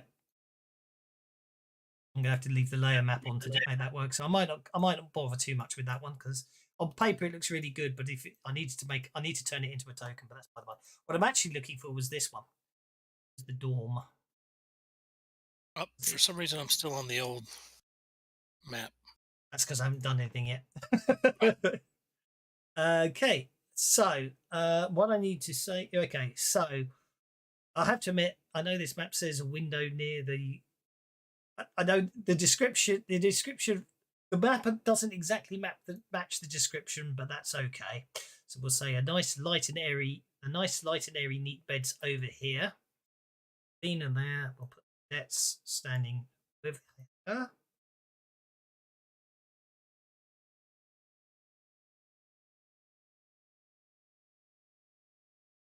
Like so, and then we're going to put Cernan by the bunk because, of course, he was about to use the bunk when the stuff was plugged on it. Then I'm going to randomly, obviously, I know you guys sort of shooting and everything, so I'm just going to randomly assign you bunks elsewhere in the place.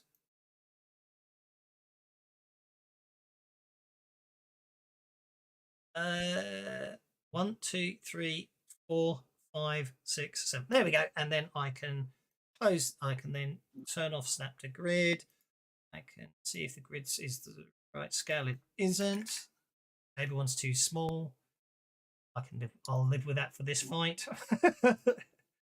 Can't be bothered to sit now. And actually, I'm going to drop the scale down a smidgen. There we go. And then share the map. Right, so let's have a look here. We've had a taunt from Parklick Dunk to Vina. See how she deals with that one. And obviously the tele.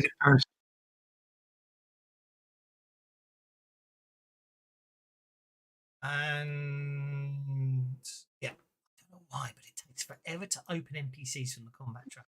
I do think it makes. I do like the way the NPCs are individual on the tracker, but it's much slower than it used to be the old way. Okie dokie. So,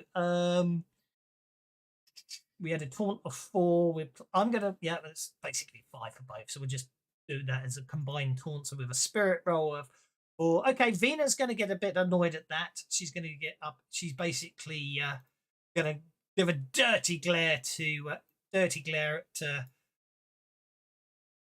I'm gonna have to pull you two over because you've said that. Guys, she basically. Trista's close enough where she could cast the cantrip and all her stuff just kind of jumps off the bed and onto the floor. Yeah, that's absolutely fine. Don't have a problem with that. I'll just pop you over there. Just obviously, I'll leave everyone like that. So, like Vena just spits out and goes, "You can talk. If you don't even have a proper home, and my word, what do you think you are, Clockwork?" And click your off. This isn't necessarily combat. This is just me giving you a chance to escalate or defuse the situation depending on your feelings. You got to wait for initiative, or Technically, yes. Because it depends. If not yet, as of yet, no one's clicked off. we're talking. We're talking. We're talking. Yeah, I've dealt the cards in case it kicks off. Depending on what you're doing, sir. How do you want to deal with this now? Look, just deal with it the traditional way. Either play a game of cards or dice, or have a spar. You're not afraid of getting your hands dirty, are you?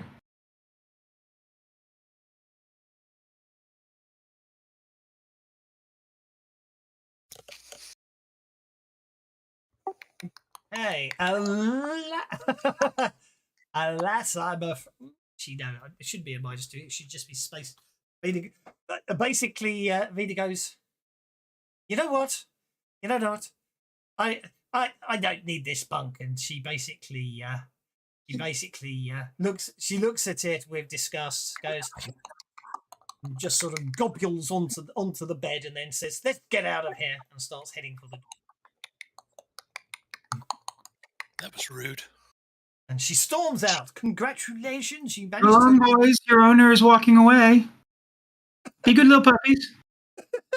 Congratulations. I shall make a note of that. You managed to deal with the incident without resorting to combat. I'm very impressed. I even tried to gauge you into a fight with the combat tracker, but you didn't fall for it. Well done indeed. Okay, so certainly you basically get to keep the bed. However, you probably get the impression that as a group you've possibly made a rival in the academy there. Enemy's too strong a word. After they leave, Trista's going to go back over to her own bunk and go, "Oh, a little ladder," climb up on the bunk, and the ladder slips out from under her and she falls flat on her face. Jumps back up, so I'm hoping nobody notices. Indeed, Rooney. Okie dokie. Well, that's you've had your bunks allocated to you. Where are you headed next? Next level up. Store my stuff in the footlocker. As a note, it is locked, but I use Mage Hand to open the lock from the inside, so there's no keyhole or anything like that. Okie doke. But I'll toss most of my stuff. For the record, that isn't how it is now, but I think Pla could probably build that for you. I can build brick and anything. I have had for a while since I do travel. Oh, you've got your own footlocker. I apologise. I misunderstood you. Yes, Sorry. I have my own small footlocker chest, yes. Yes, sorry, I misunderstood. Absolutely fine. So do you put that inside their footlocker chest, or do you just not use their one at all? If it'll fit inside their footlocker, I'll put it inside it. Why not? It sounds like fun, doesn't it? Okay, where to next? After you I'm heading for the gymnasium. Yep, we're going up to the gym next. You're going to the gymnasium. Okay. Oh, It's the next level up. it is indeed the gymnasium. They move you over to the gymnasium. Okay, the gymnasium features a magically powered arena that can be reconfigured for a variety of training exercises. For the induction of new recruits, it's been set up as a standard cadet obstacle course. We will have some fun here. So, basically, Basically, it's a straightforward obstacle course. So each cadet must complete the obstacle course in the allotted time. Well, not actually. There's no allotted time. You just have to complete the course. However, there is a side competition on the best times of the day, and They're taking it obviously, easy. yeah, that's more amongst the cadets than anything else. So the real question. So basically, the simple way to go with this one is who wants to go first? Oh, I want to go. So what does the obstacle course look like? Is it things you've got to climb over, things like that? Okay. So basically, you can see some other cadets out there at the moment. It would be a straight. It seems to be a straight. The first part of the obstacle course is you have to sprint a distance while being targeted by being targeted by explosions. Basically, loud. It's about that. They're basically you've got to dodge down and avoid explosions. But to be honest, no one's managed to avoid him. It seems more to be about keeping your head when you're hit by them. It appears to be illusory. It doesn't appear to be any effects other than auditory and basically some sort of stuff. Then apparently there are cadets leaping across levitating platforms over pools of electrified water. Then you'll be swinging from ropes through a spinning wheel of maces. And then you'll be climbing a slippery pole to ring the gun top, which will be the end of the course. Most of it obviously will be athletics based. There doesn't appear to be any rules. You can't. There's all it apparently says is you have to complete the objective. Say, complete the gymnasium assault course. That's a very important thing. That's all it says. That's all you have to do. Complete the assault course. Over to you guys. Who wants to go first, or you want to work together and do it, or you want to work So together? what are they? Some are working as teams. Some are working individually. Argument's going first. Sargon while you're looking at it, Sargon's heads off. Okay, Sargon. So basically, you just have to make a straight dash while explosions go off all around you, requiring a vigor check. Simple as that. As I'm walking up, I'm loosening up, bouncing, and I will cast Wall Walker on myself. Okie dokie.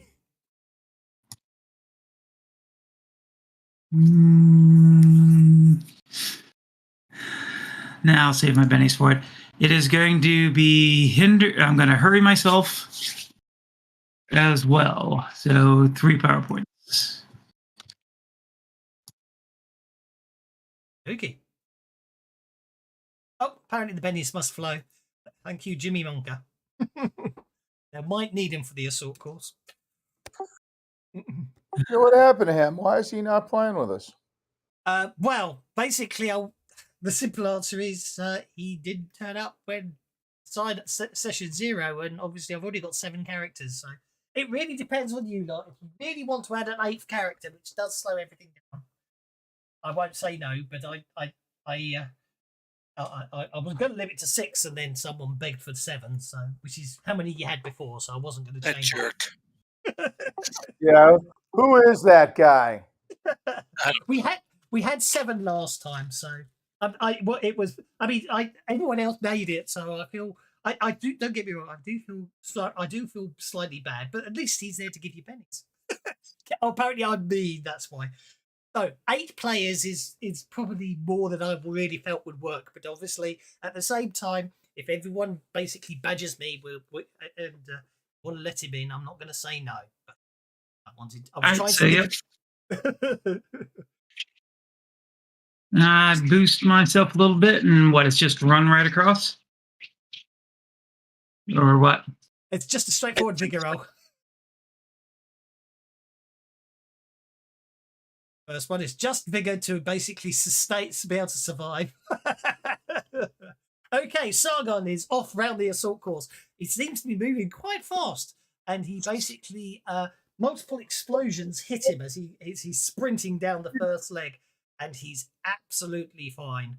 He then basically gets to the second section where he has to leap over platforms of electrified water. But while we wait for that, who's going next? Bearing in mind there are cadets working together as teams, or there are cadets doing it alone like Sargoon. So Hey, Trist, do you Should want do to it as a 2, team. 3 feet together and make 6 feet? Oh, wait, let's do it as a team. Don't worry, there's nothing to those explosions. You can take them. Hurry it up. Click's telling you he wants to work as a team. okie dokie. Without a doubt. Can We'll do. do much better as a team. Okie dokie. Well, Okay, so who's going next? So what I'm going to do is obviously Sargon's headed out first. So what we're going to do is is everybody else going to run as a team? Are you all going to be in a team of 6? Is that No, I'm going to turn myself into a raincoat and somebody can put me on. Flubber. Could you bind 2 gnomes together? Could you be a raincoat and one gnome standing on the other one's shoulder? Possibly. So I'm going to put you in the team. Okay, so basically what I'm going to do here is obviously I've put you in a team of 6 and Sargon on his own. So off we go. So that's a real thing. Both characters will make an evasion roll when you pick the highest. Okie dokie. To click as team, to click and team only because he was the first one is up first. Off you go. So you've all got to get through the illusionary explosions. So that's vigor. That's vigor, but if you're working as a team, obviously you can work as a team. So, well, did they seem to be originating from a certain point? They literally just appear as you run down the course, and they're completely random when they happen. Okay, so here's what I'm going to do. I'm going to get everybody, like... so this is... I'm sorry, I didn't know. It's your turn. Okay, my bad. I'm reading the tracker wrong. No, you're all in the same team. I'll put the 6 of you in the same team. Sargon wants to win. So I'm just asking, is it a dramatic task type thing that we're trying to get like a number of successes or what? Do you know what? I like that idea. I'm going to put you guys into dramatic task mode. Yes, Sargon's on his own, so he's fine. But the rest of you in dramatic task. So there's 6 of you.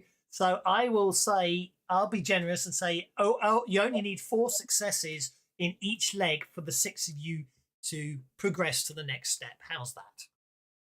Oh, for fuck's sake. Did you have a club? Blank. Actually, I've grouped you together on a spade, so you're okay. However, I'm afraid the first thing that happens is to click heads down and basically collapses to the ground as he's hit by one of the illusory explosions, which basically means other people will have a penalty on their vigor rolls because he's now lying there, and unfortunately, that wasn't even me. That was Laura.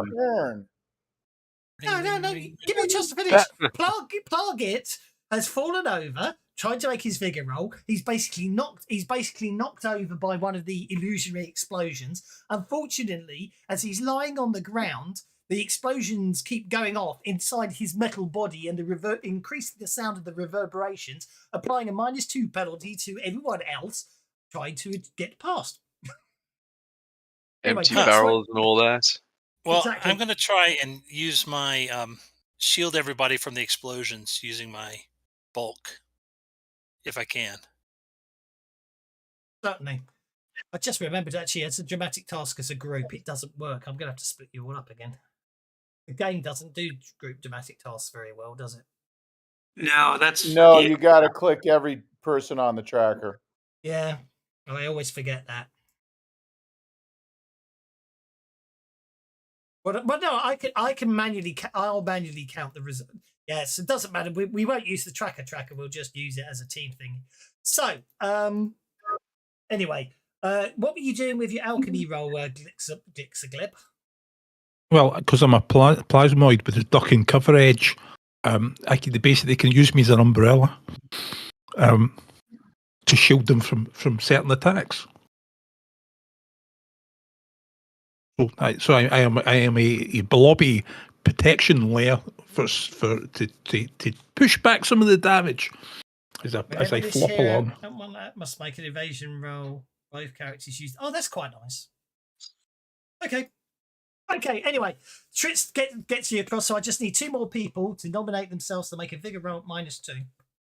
Glixenkleb, Right. I will rule that Glixenkleb using himself as a shield to assist you will allow you one person a free reroll. If I get a raise on my vigor roll, can I protect other people? Yes, of course. Okay. You just need 3 successes. So far, you've got 1 success and unfortunately -2 penalty because Par gets amplifying the sound. So that is, I make that 2 successes.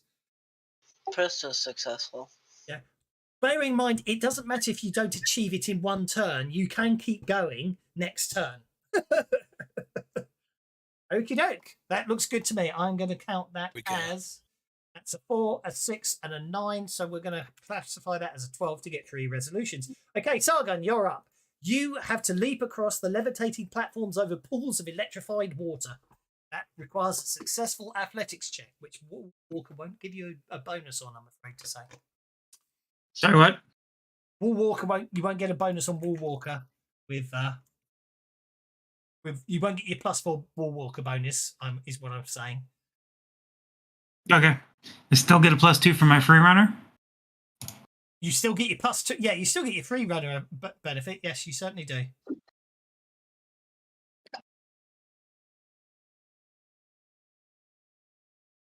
Okie dokie. You jump across without any problems at all. Okay, just click and team. You're up. So you basically Sargon's way ahead of you, but Freeze, I'm just making it back and forth so you're not all sitting around. Okay, now as a group of 6, you've made it through all the illusory bits, and now you've got to get everyone across the levitating platforms. So how are you going to do that as a team? Are we supposed to jump? Am I large enough to reach them and have people climb up me? Put your backs into it. Cernan is going to pick up Trist. I don't want you falling in the water, and make the first jump. Okay, go for it. The Click's already jumped across and he's ready. The Click's already jumping and ready to catch anyone in the event of a failure.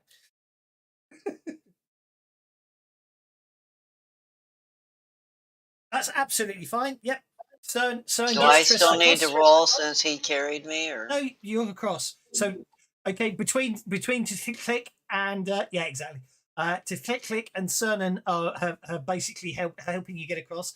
One more person just needs to make an athletics check, and all 6 of you have got across. It's up to you. I'm going to actually try and reach across and just grab the platform and use strength to pull myself over. And this is why I'm kind of grateful for the help here. Aren't they electrified? You're absolutely fine. You've all got across, no problem at all. I count 3 successes because I'm a nice like that because you're working as a team. Okay, so Gun, you now have to swing through ropes. You have to swing from ropes through swinging wheels of maces. This requires a successful athletics check. However, the maces are quite close, so there is a penalty on the roll, but you have no problem at all. And that's Ploglik. You didn't need to roll. Get the fuck out of the tree. Oh, I'm sorry. That was moving through ropes, you said, right?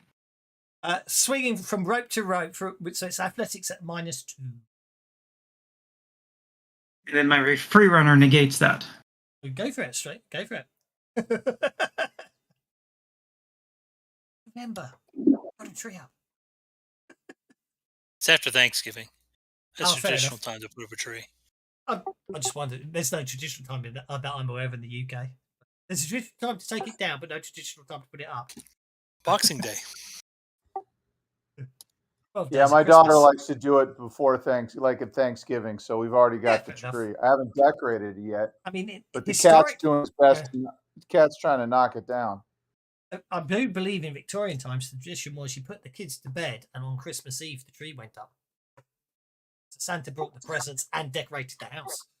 Anyway. Yeah, Santa's not that. That's so motivated. much. Okay, Sargon, you're up.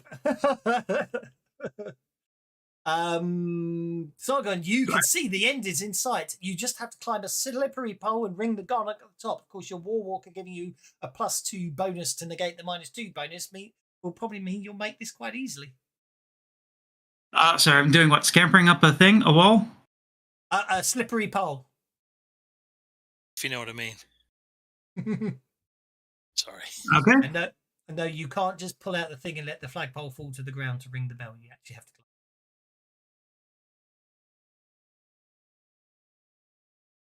Oh, so we can't just push the pole over? No. Well, Okay, badly.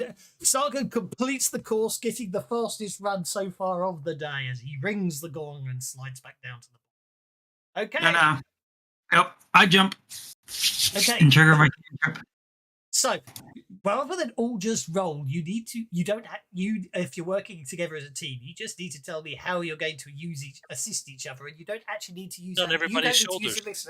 Yeah, not everyone has to roll. You just have to work together as a team, and you can support each other. That's the point. And if you get 3 successes overall, you get through.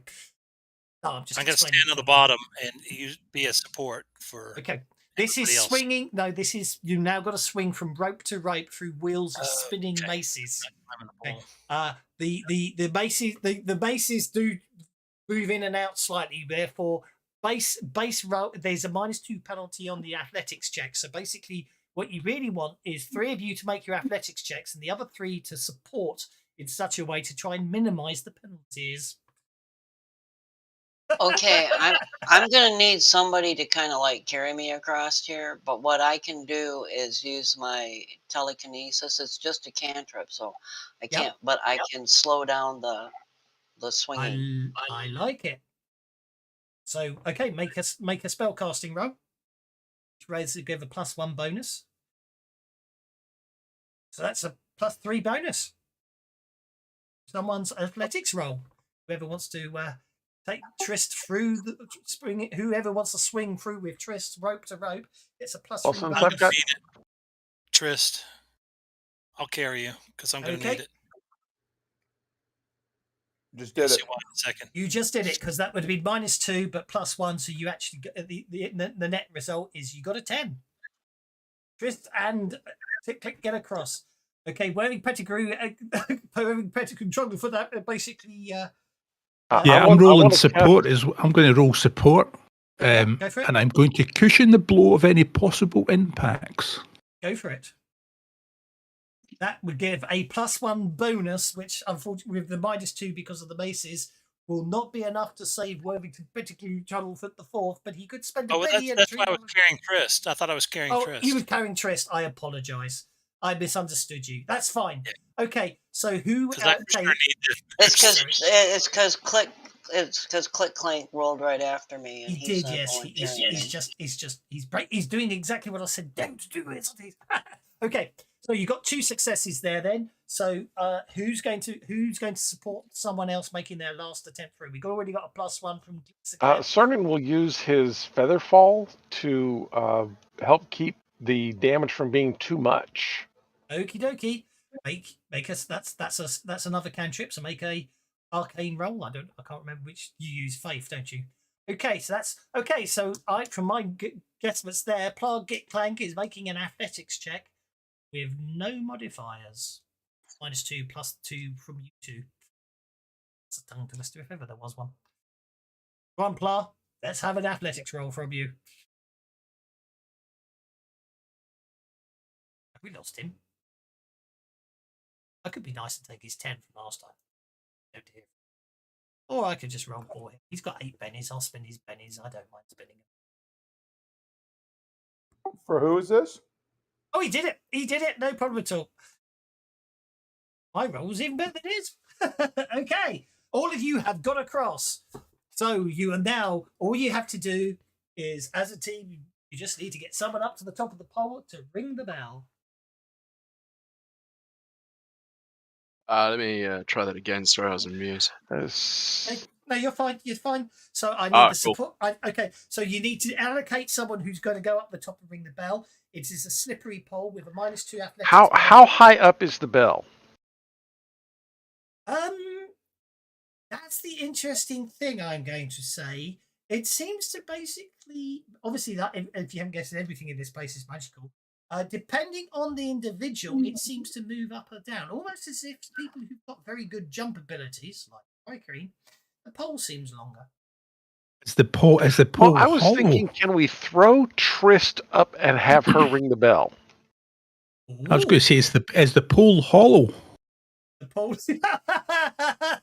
I like Because I'm that. going to climb up the inside of it if it is. The pole's not hollow. Good idea, though. I like it. I do like it. Can Trish use her telekinesis to ring the bell? Yes, you can, but it would not count. Yeah, see, I'm thinking I'll use my feather fall on Triss to make her a little bit lighter, and then have our strongest person like just fling her up there to ring the bell. Make a tower. I'll just buck number one. I'll grab the bottom of the pole and Technically, Yeah, but I don't want Triss falling off the top. All of those are quite innovative, but technically speaking, it is about climbing up a slippery pole, because the logic being is, I think it's meant to be like climbing up the rigging of a ship. Even though in space she doesn't get wet and slippery. I don't know. Fine, we have to do it the old-fashioned way. I still want to use my feather fall to make somebody lighter so that they don't have to work so hard to offset that penalty. Go for it. Go on then. I like it. Looks like I think the Fly Queen's got the best athletics out of the party. So the Fly Queen can make it. If you want to get the Fly Queen up to ring the bell, he only has to make an athletics check at -1 at the moment. I'll make a support roll. I will stick myself to the pole and form little ladder bits. You can climb on top of me. Okay, straightforward. Nice. Very nice. Brilliant. Nice. There you go. That actually negates the second -1. So congratulations. You have successfully completed the assault course. So I'm at the top of the list for scores. At the moment, you are. I go over and I look for Vina's score. Well, Vina is not a new recruit like you. She her score, because she calls you Greenie. Basically, they have more than one group. They have sort of phased inductions. So she's slightly more senior than you. She's still a red cadet. She's probably the last intake before you lot. I'm afraid her score isn't there. But pity. But your score does beat your Great. score is the highest of the current intakes, and Vina's score isn't listed as being the fastest of any of the previous intakes. So you can assume you've been faster than her anyway. If that makes sense. They got people officially keeping track of these? Oh yeah, there is. I imagine there are basically. Yeah, there will be people watching it all. Yes. Okay. I go to my score and I write 5 silver on it, and I let them know if anyone beats me, I'll pay them 5 silver. If someone beats my record, I will. First person to do it, I'll pay 5 silver. Okay, let's have a look. As a challenge.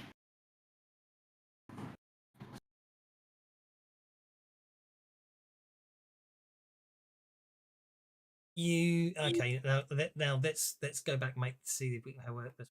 So you got a 16 on your vigor roll. So that's what's a 16? That's going to be It's like 10 successes and raises altogether when I counted it up. How many? If you count all the raises and successes, it was 4, then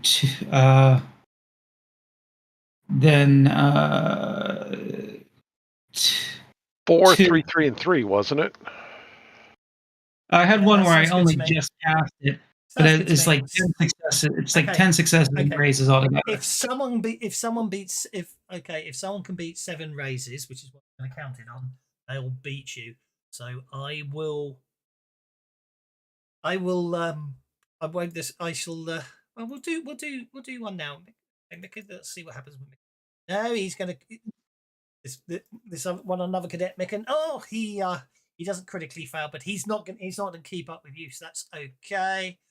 I'm not sticking around. I'm playing up my character. He's overconfident, big mouth, that kind of thing. So that's absolutely. He's fine. willing to wager 5 silver that no one can do better than him. I think you might be right. I think basically Okay, so Mika and Perfred don't fail at the first course. Adrex the Blue has completed the first, but with no benefits. Let's see if you go any further. Successful on that one. Successful on that one. Yep. Okay. It will come by the end of the day. You will be the fastest. Okay. Now we've got that sorted. Where you are heading up to the Sky Dock, I believe, for spell jamming Nope. ship inspection. Spelljammer Nexus is next up, Yeah. next tier up. Oh, Spelljammer Nexus. I apologise. I wasn't paying attention myself. Well, two up, but yeah. Yeah. Okay. This is an exclusive training area for cadets. It contains a laboratory, a library of navigational and astronautical references, a chart room, and the Nexus itself, which is a large chamber containing 8 training Spelljammer helms.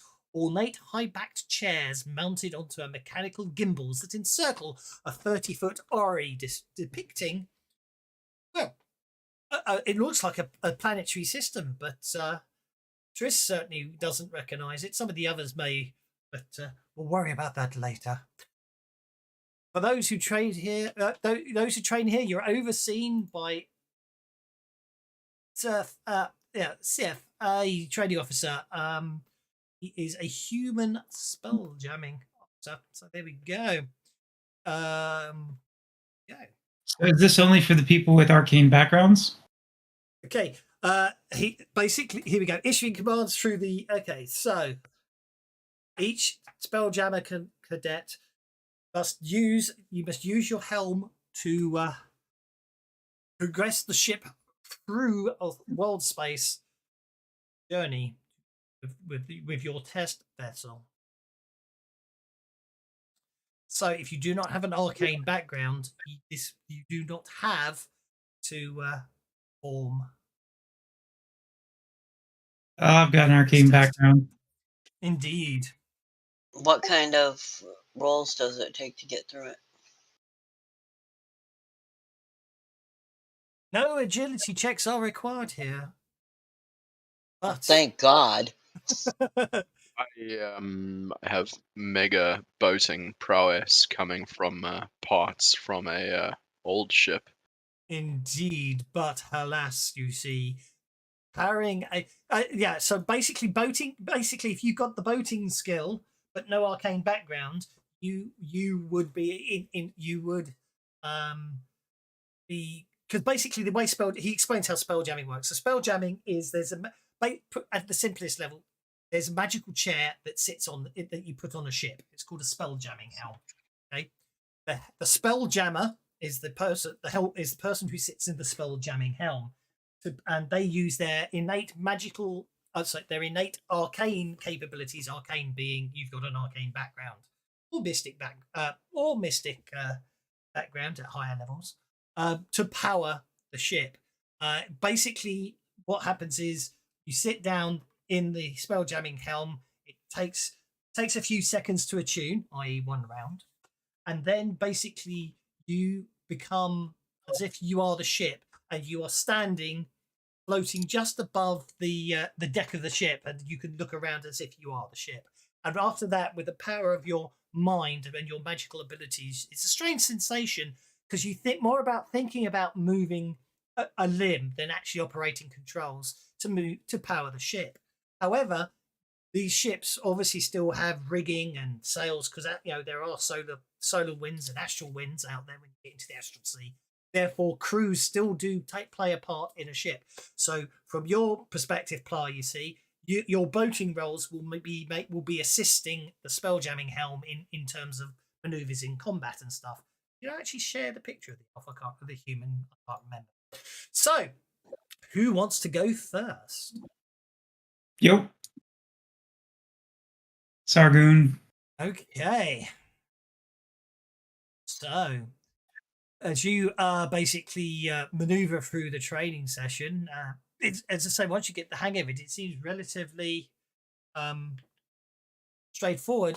But obviously, all out of the blue, halfway through the test, as you're moving through world space, Surf just suddenly asks you a question and says, What life event in your past drove you to live in this moment right now? Sorry, what? What life event in the past drove you to live in this moment right now? Just where I grew up. Can you elaborate? You're not sure if he's making you talk to make you not think about what you're doing or to see if you can multitask, but he seems to be pressing. In what manner of where you grew up? Get Yankee. We travel all the time. We don't have a home world. I see. Fascinating. It's what like there's some human tribe, isn't there? That's like that. Always traveling, never settling down. Well, indeed, fascinating stuff. And you appear to be arriving back in Skydock. So congratulations, Thank you very much. Yes. Yeah, we shall grade you as spell jamming key as a potential spell jammer. Thank you very much. Who wishes to go next? Yeah, I don't mind. Go ahead. Peter. After you. Okay. Gleb, you settle down into the helm, and after a few seconds, you basically attune yourself, and then you find yourself During the attunement process, the throne starts to spark wildly, and arcs of electricity sprout out of it. What have you got? Oh, damn it! I hadn't noticed that. What? Love it, short-circuiting things. Okay, I need everyone to make an evasion roll, please. That's what? Agility at -2, or you can literally just type /roll evasion into chat.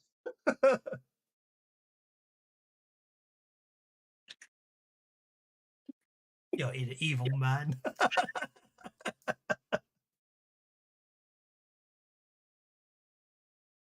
Basically, after Glitzagleb sits in this helm, it explodes. Not literally, but there's a magical shockwave that pours outwards. As far as I can tell, so far, click is failing. Doesn't get out of the way in time. Neither does Sargon. Thanks for that. That cost me 3 bennies to fail. Okie dokie. Yeah, I think that's a fail from me. I don't think they're going to let me drive. Effing flubber.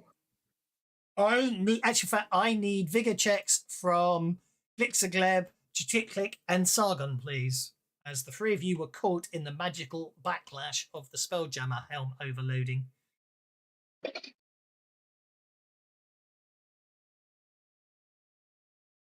Okay, Glitzagleb is fatigued.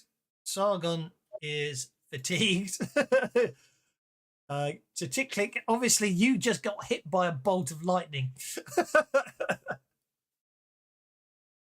Oh, and Par didn't make it either, did you? Sorry, I noticed. Yeah, vigor roll. Yep.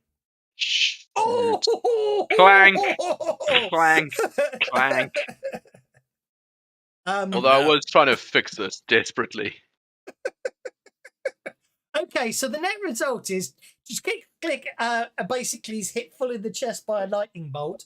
Target Clank is blown halfway across the room. When he gets up, it takes him a second to notice the blast has literally taken his arm off. Plar.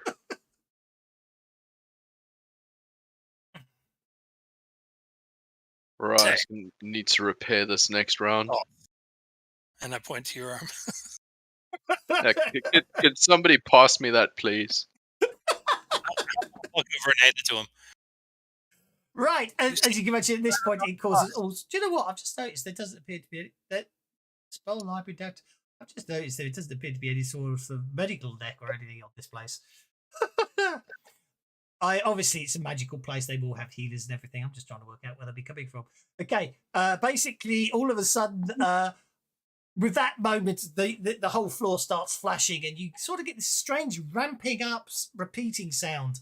sort of it gets quite annoying after a while. But and basically, it sounds very. It's sort of the best I can come up with something like whoop, whoop, whoop noise going on, and after a while, it gets very annoying. And Surf basically picks himself up the floor, dusts himself down, looks around, and basically goes over to a cupboard, finds some medical, contains some healing potions. And why do I keep moving on the side of the map? And yeah. Sorts out the chaos and carnage caused by certain people who, knowing damn well they can't sit on to play with magical devices. I hadn't picked up on that. Right. Yeah, when I hand Plar his arm, I say, and I pat him on the back. Said, "Glad to give you a hand." Yeah, I think so. I could probably use magical items, but I think from now on I'm going to have to be really, really careful because that was a terrible experience and it scarred me for life. Okay, Trist will go next. What do you need her to do? Well, unfortunately, then he goes, when the chaos is over, and Click Clank will have to heal himself. Will have to patch himself up, but Click is able to be healed. So let's have a while Click Get Clank makes a repair roll. You just have to you had just pick Surf or CF, and you walk over to another one. And walk over to another one of the helms. Yep, that gets you one of your wounds back, and reattaches your arm. Happy days. You're still not feeling 100%, so you'll need a bit more time, but you can repair yourself. But you can do that when the others are working around here. So we'll come back to you. Okay. Cool. So you picture yourself on the deck of a ship. Attached to the outside of the Spelljammer Academy, almost as if it is here, and then as like before, you basically visualize yourself flying up out the atmosphere of the planet into the darkness of wild space, and you just have it orbit the moon and then return back to spell deck. And as you're halfway through, the experience, Surf asks you, "Tell me where you wish to be in 1 year ahead."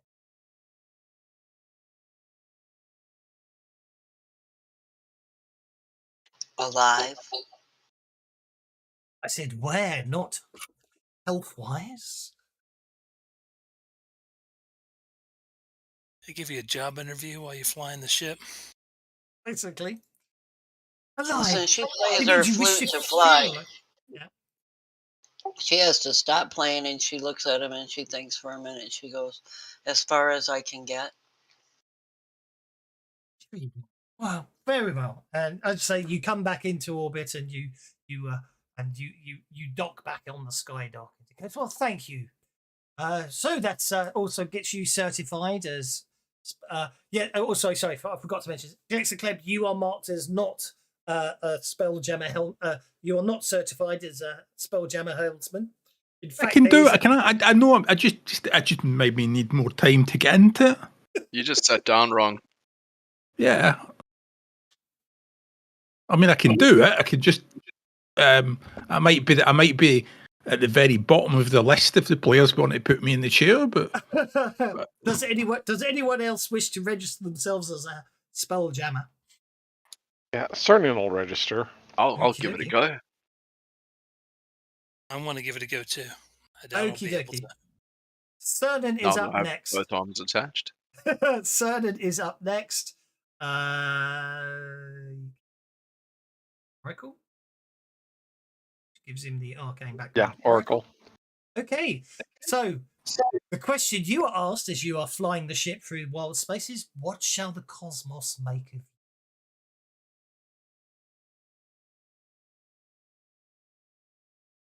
A better person with more understanding of reality.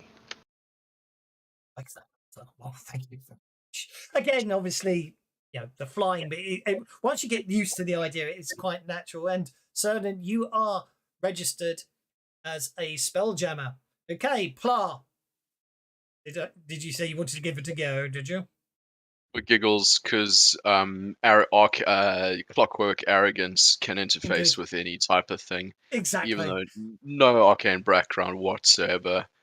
strides up to the seat, plonks itself down, or plonks itself up rather, after taking a little leap, and makes what type of roll?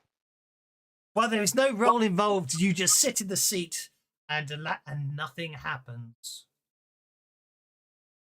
Start wiggling around, start shaking the seat. Like, what is wrong with this thing?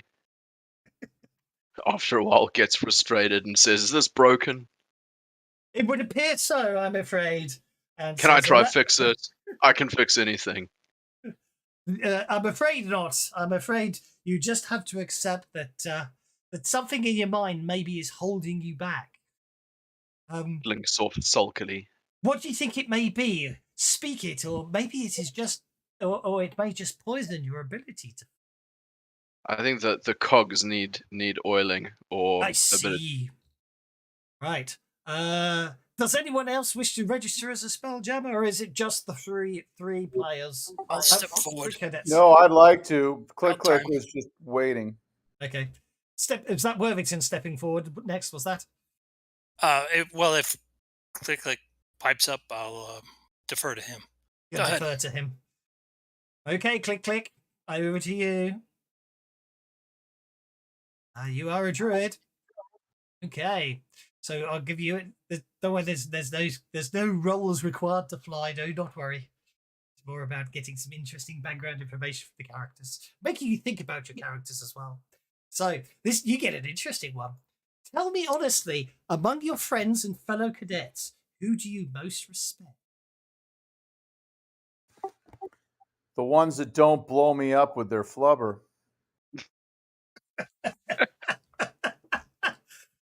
Indeed, but that's not really odd. That's almost feels like you're evading the question there. Well, yeah. Did someone say evasive maneuvers? Yeah, of course I'm evading the question. I don't pick favorites. They are all friends and we all support each other. Okie dokie. And I respect them all. I just would respect them more if they would stop hurting me with their flubber. I am goo. I'm confused here. The Autognome, what's his name? Plar. Okay.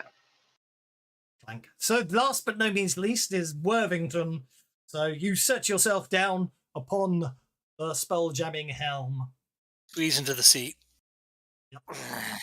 They do have gift-sized ones. You're okay on that. They do. Okay, good. It's a bit embarrassing to have to squeeze. Okay. Nothing seems to be happening. Concentrate really hard.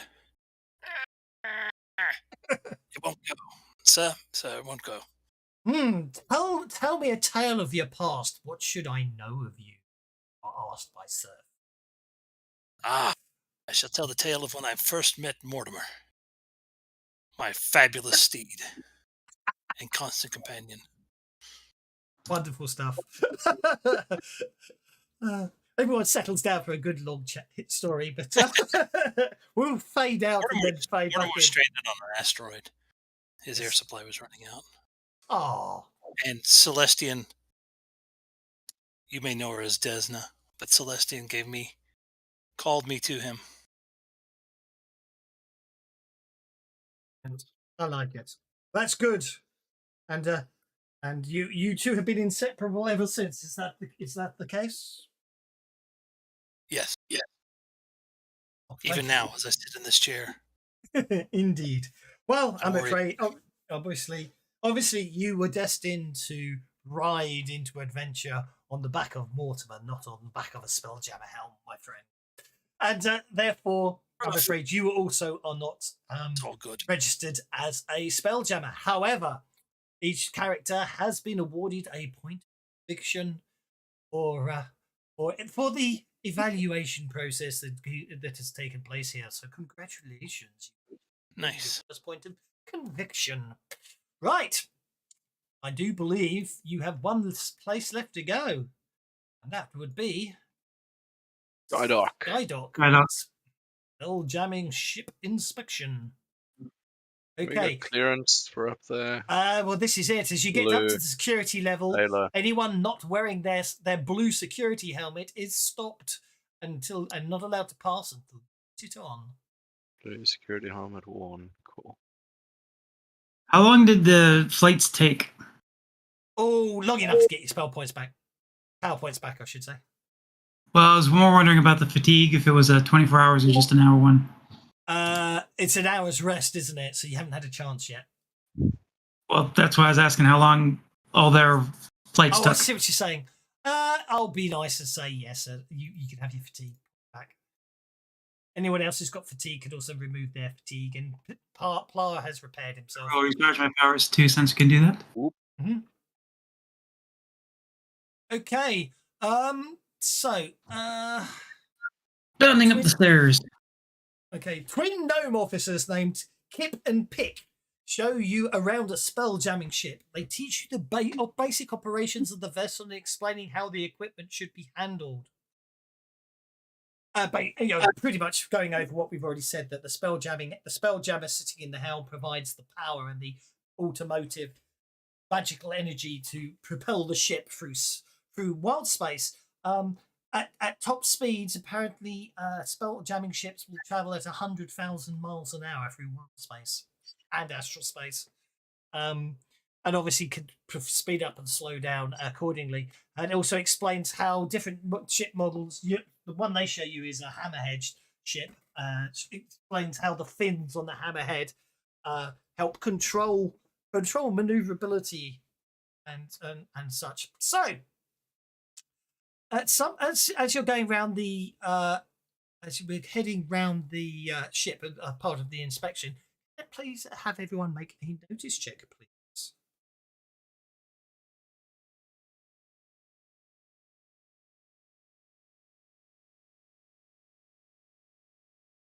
Okay. Tick, Kargan and Gixagleb have noticed. Cernan's obviously paying attention. That's okay. It's not one of those ones where it really matters either way. It's obviously things. It's one of those things. But however, something catches your eye, Sargon and Glix and Click, and something about it strikes you as a bit suspicious. On a nearby dock, a Hobgoblin Academy officer is supervising the unloading of a merchant ship, and you notice that he surreptitiously slips the merchant a platinum piece. In return, the merchant hands the Hobgoblin a small bottle, which the officer conceals in his pocket. Contraband. I memorized the Hobgoblin's face. Okie dokie. So, of course, you are cadets. He is an officer, so obviously. I point out at this stage that Plar is clueless and notices absolutely nothing. You still get a chance to roll, but that's absolutely fine. I don't even have the skill. Notice is a core skill. Durr. You must have deleted it to not have it. Clueless, I'm telling you, clueless. I'll add it back. Yeah, you only get a -1 on the common knowledge and notice. You don't not have it at all. Yeah, if he's rolling, yeah, but minus. I'm intrigued to know. Intrigued to know why Clueless isn't kicking in with the notice -1, but I can live.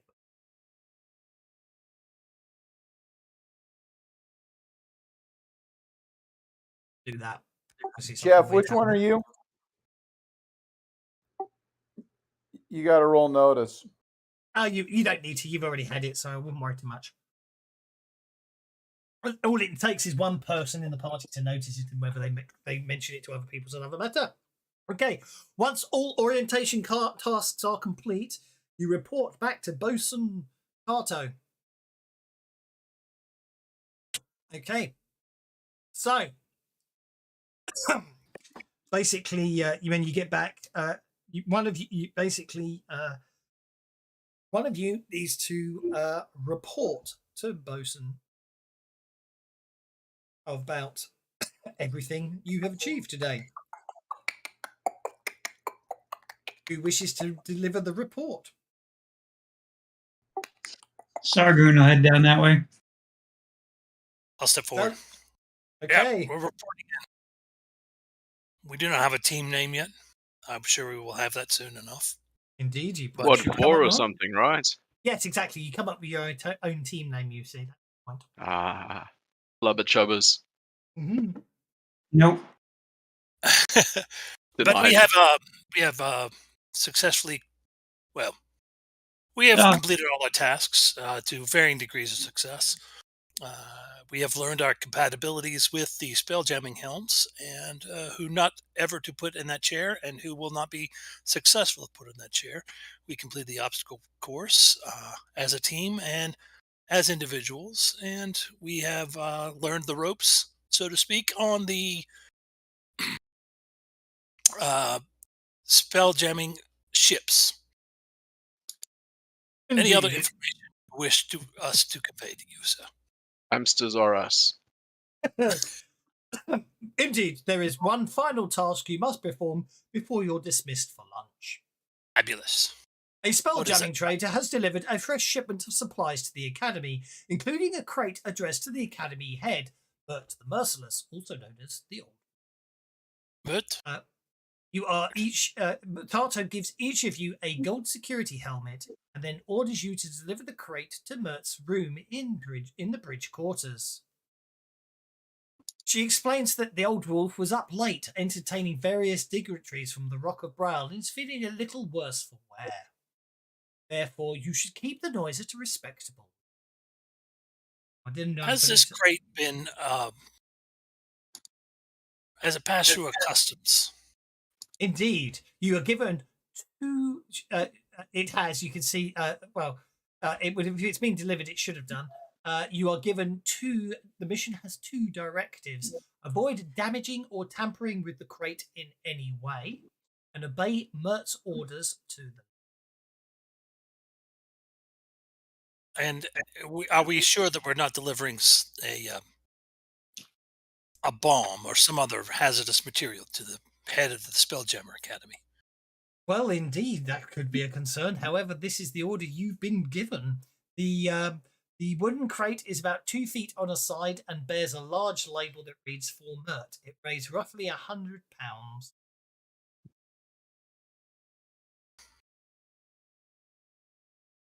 Sorry? Where are Mert's instructions? If we are to obey the letter, where are the instructions? Well, obviously, the point is once you get up to his quarters, you will have to obey his orders to the letter. Okay. As a quick question, is there any particular contraband for the Academy? That's a good question. You were up on the Skydock.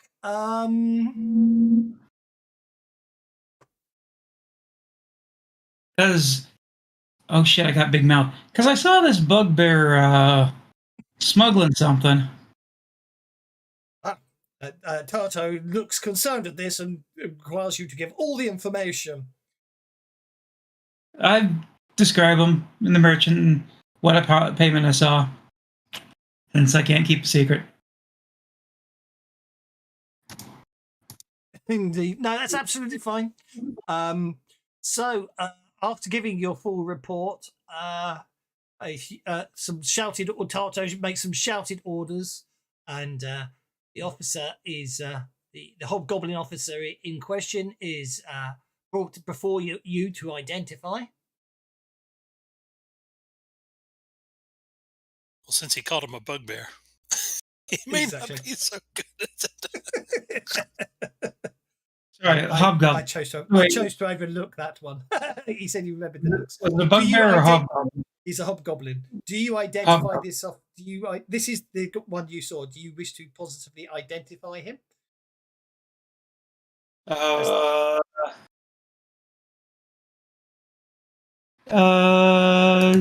You are in a darkened room, and he is in a lit room. He cannot see who you are. Tarto does assure you. Yeah, that's the one I saw.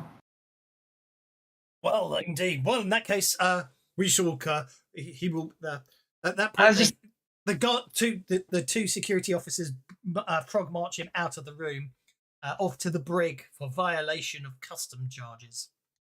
Tato thanks you for your report and says, "Now you must deliver the package." I was just wondering, like, what?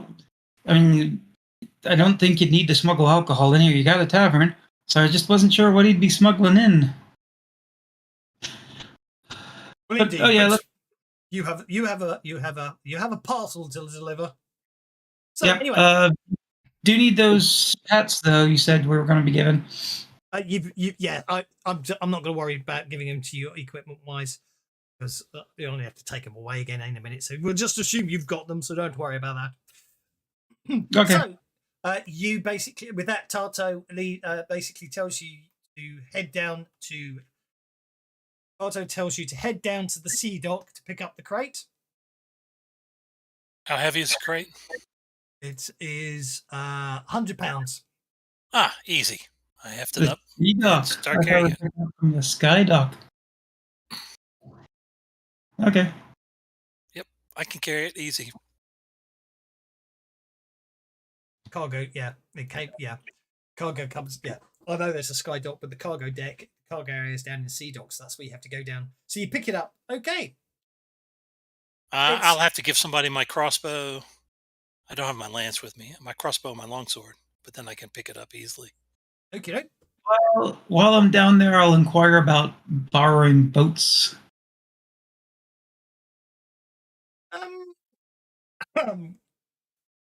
They don't have any. They don't have any small boats or anything like that. The sea dock is mainly used for ferrying cargo in from supplies in that can be purchased locally.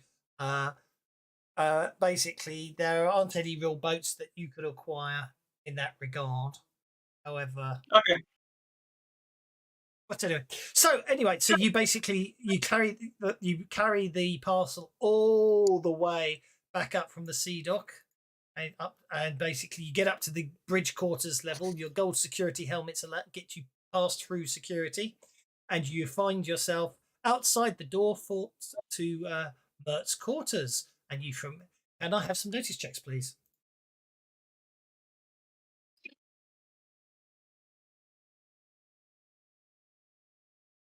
Loud snoring can be heard from within.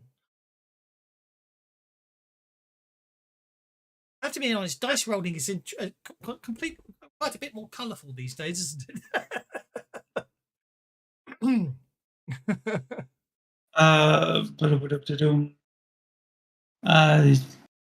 Is the door locked?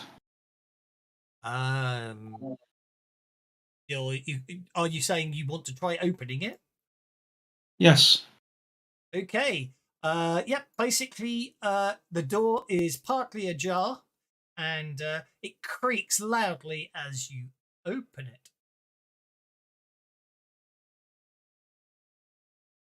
What's that icon do? Knock Okay. first. Knock first. I need to Not to disturb him. that. I need to do that. Also said to follow his orders. So I'm going to put the party in the corridor. Fit if click at the front like so. Bring you in a bit because I think balls. And you've opened the door. Okay. More to show off the nice. It's more to show off the very Excuse me. Ooh, very fancy. nice, very fancy map roll. More than anything else, I wouldn't worry about it. So the quarters are sumptuously decorated with velvet curtains, gold fitting, oak panels, a cauldron, and once you step inside, which you can freely do, now the door is open if you wish to. Once you step inside, a cauldron-sized fishbowl stands along one wall, filled with squirming octopuses. On the opposite wall, a table bears a typographic map of an area that you don't. Well, some of you may recognise, but Trish certainly wouldn't. It's labelled as the Sword Coast. Near at the door, a walk-in wardrobe stands partly open, with golden light spilling out from within. As I go in, I'm going to say, delivery for Sir Mert. Peering in, you see Mert is sprawled over a giant leathery bed and snoring loudly. Delivery for Sir Mert. Put it in. By Ilmerta's buttocks, my head's going to explode. If you came here, if you came to drop that thing off, just put it on the rug there. Open it as quietly as you can and let me die in peace. Wonderful. It does not look like you have party vision turned on. Does not look like I have party vision turned on. Okay, let's see if I have party vision turned. Party vision.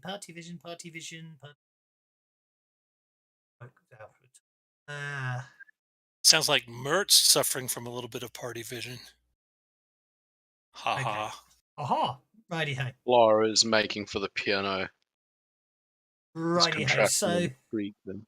show conditions, show size, announcements, incapacitated effects, show fog of war. Party vision and movement is now on. Anyway, so yeah, the instructions were to place the crate down upon the rug and open it.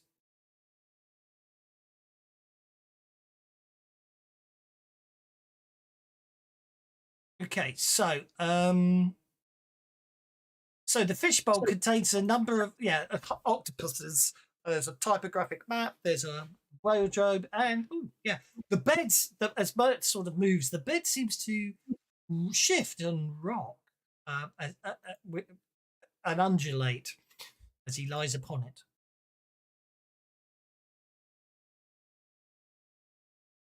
I head over to the bed. Mm-hmm. I'm putting the crate right there where I pointed at. Okie dokie. You okay? Are you opening it? Yeah. The Venice flow, Mr. Jimini. As soon as I get it down. Okay. I'm gonna As you open it, open the lid, a cacophony of high-pitched squeals emanates from within. Grotesque creatures scuttle into the light. Ugly cat-sized monsters with hairy spider-like bodies and ear-like heads. Bert yelps in shock, tumbles from his bed and lands heavily on the floor, dragging his bed covers with him.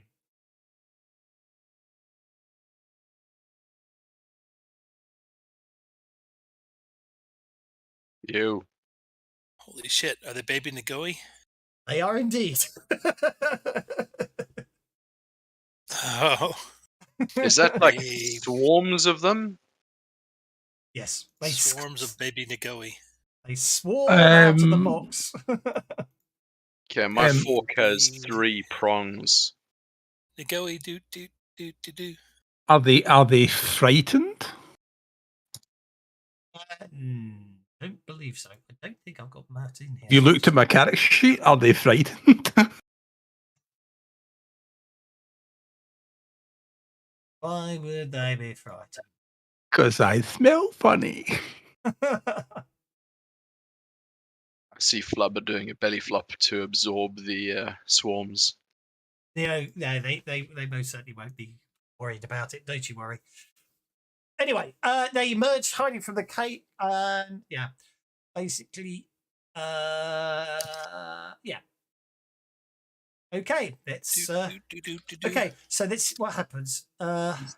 So as we start initiative, Mert pulls his blade from his scabbard, shouts "Ha!" then accidentally yelps his belt off in the process, causing his breeches to slip to the floor.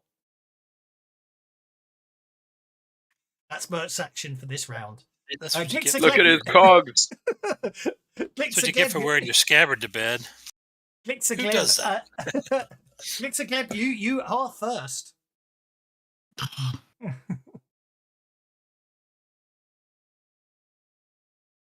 I'm actually going to yell at Mert. Any instructions, sir? At the moment, yeah. Because he told us to obey his instructions to the letter.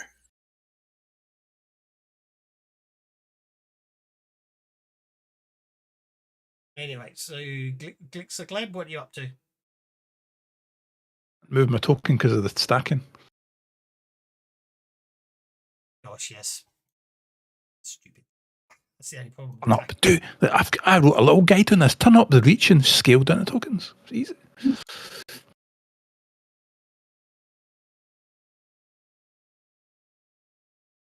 So much cooler having him. Like to We change the reach to 4 and make the token 1, but then I have to do it manually. yeah, you can control obviously scale the tokens as they get smaller, and then just work out the size from the reach, and just take wounds off reach. The only thing is the reach is too big.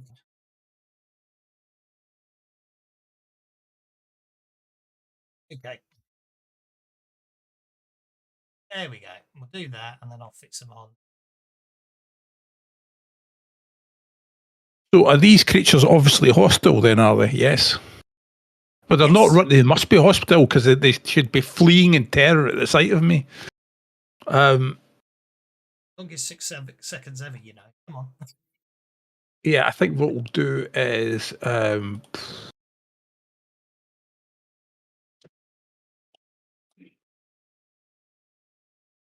put it there. There you go. That's only animals. They're not animals. Ooh, I think what we'll do is we'll throw a bomb on them.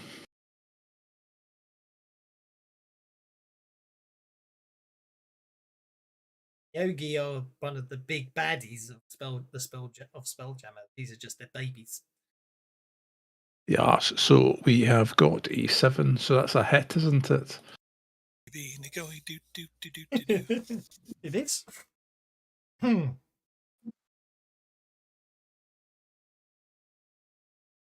Daddy Mert. Do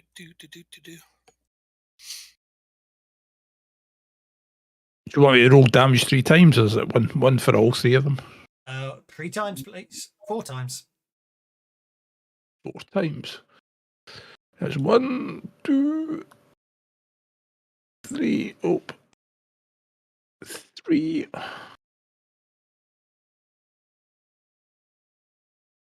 4.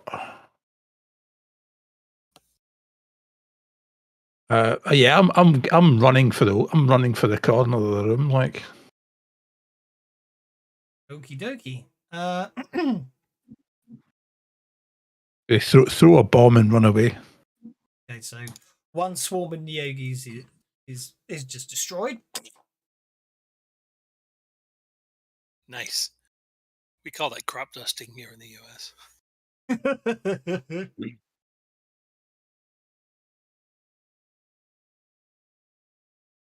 And the others, because that's so many wounds, it's not worth worrying about. What actually that then happens is negate that, and what I need. This swarm splits in half. Swarm 3. So that's basically the blast splits that swarm in half, making them 2 smaller swarms. And then this swarm over here also splits in half. Or a second swarm there. And then this swarm splits in half. Is this one? Oh no, this swarm's only shaken, so it doesn't split. There we go. That's the upshot of that. Then we have Trist.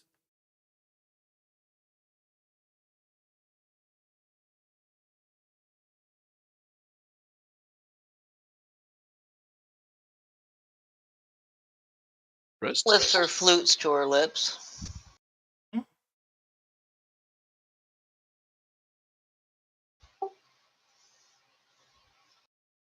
It's not letting me target.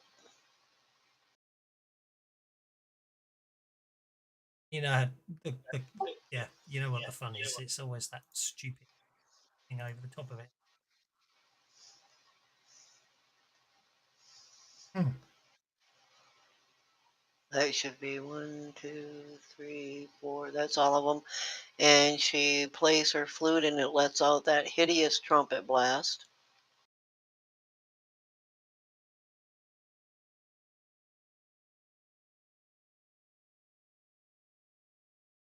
Okay, roll for damage. It's a wound upon the first Norgi swarm, which means it will split. Going.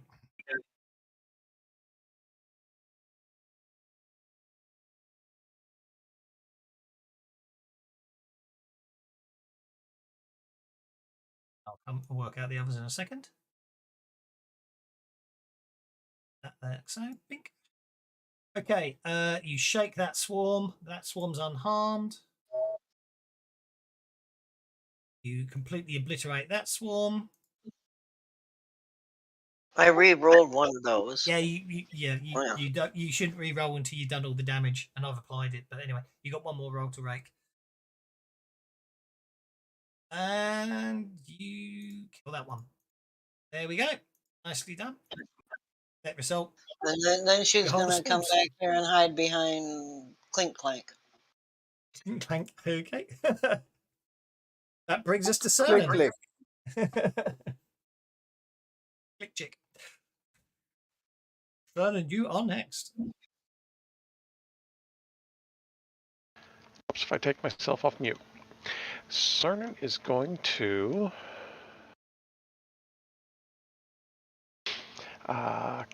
mumble to himself and create a cloud of what appears to be bone shards appears around him and then slides forward and stops right there. And basically they will all take 2d6 damage. Rip. Back spells make this encounter very short. Don't even get to go all of Bert's behaviours. I'm going to have more encounters with Bert drunk, I think. Look at that, 10 bennies. Okay. 11 damage on the first one. Okay. Destroys it. The next one.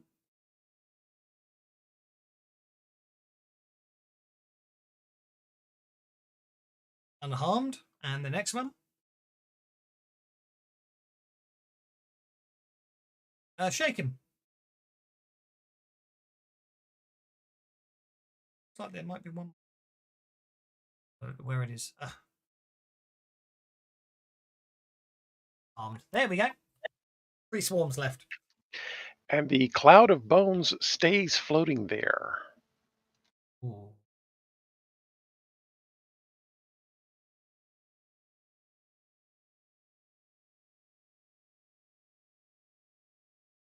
Oh, it's nearly the end of the session. I'm going to spend my Benny. Have the swarm pile all over Worthington, biting him all over the place. But his blubbery hide. Don't go up the pant leg. No. That's wrong. his natural armored toughened skin, it protects him as they shoot up and down his trousers. Blah, you're up. Ew.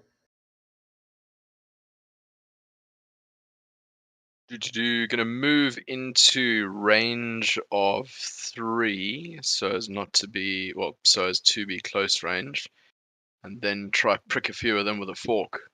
Okie dokie.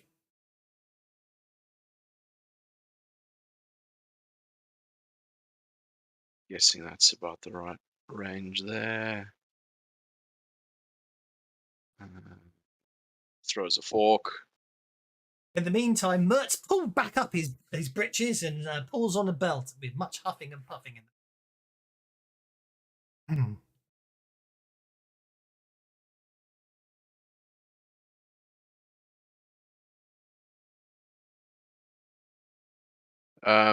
Okay.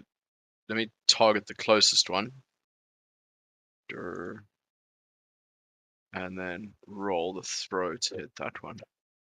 Actually, that's close enough for melee, isn't it? It is.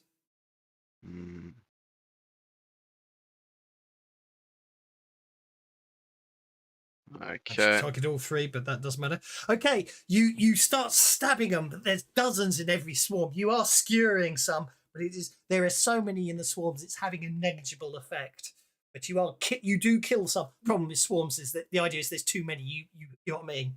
So stabbing away, which you're doing. It's very effective. You finish after you have many Nogi hatchlings skewered upon your trident by the end of your attack, but alas, it didn't seem to diminish the numbers by any amount. You have to basically sort of get in there and try stomping as many as you can, or use it back some swarm against swarms. They're quite unpleasant in that regard. Just click. We'll move. Move to there, no problem at all.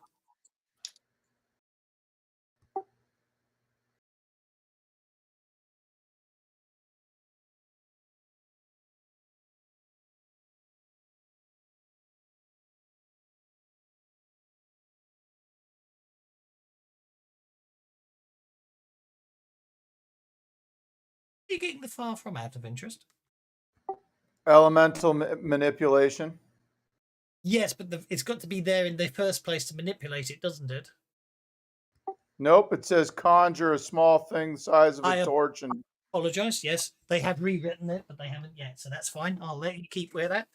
They've changed. And it says hurl a small blast, which is what I apologize. Yep, I deeply apologize. I take you back. I take it back. Blast is a blast template. Burst is a clone template. Okie dokie. Okay, that's a Neogi's. One of the swarms down.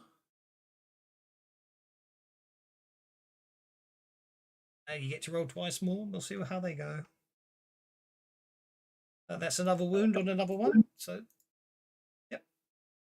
Okay. And that's it for those two. The small blast wasn't going to get the one that was attacking Worthington. It was just getting the two of the others. Yeah. The other two. I don't know why that one that I was targeting was. Fine. I have a cunning plan. Okie dokie. That'd be Worthington. And then he's gonna go. He's gonna go and hide behind Trist. Okie dokie. Okay, and then ends your turn, so Mr. Worthington could go. Mr. Worthington, sir. What bother? I'll pick up the crate that they came in. I like it. Yes. And I smash it down. I like the sound of that. That will be a fight. That will be, but yeah, just use one of your standard attacks. Don't worry about. You know what I mean. Don't worry about what it is, as it were.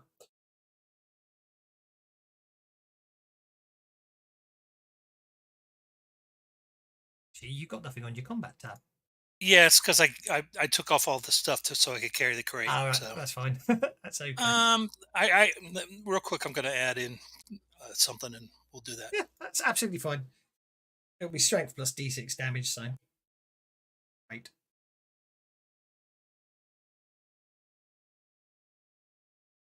Poor Mr. Solid. See, this is the thing. You see, 7 players, everything's dead before everyone gets to go anyway, you see. Bigger part. Okay, you hit the swarm. Okay, roll. So say strength plus d6 damage as you smash the crate down on the remaining swarm. Doing a hit with a raise. Try the damage again. That pesky small damage roll area on the character sheet. No, I meant to reroll. Oh, okay. Oh, I wanted to get that. I apologize. So I did notice. I do apologize. Go for it. It's wasn't paying attention. Strength plus d6. Strength plus d8 or strength plus d6. D6. It's in terms of that, it's a medium-sized object in terms of the swarm. Is what I'm saying. Okay.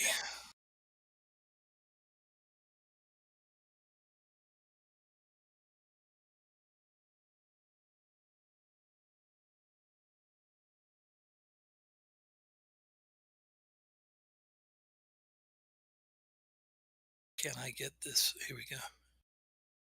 Strength plus d6. Yep.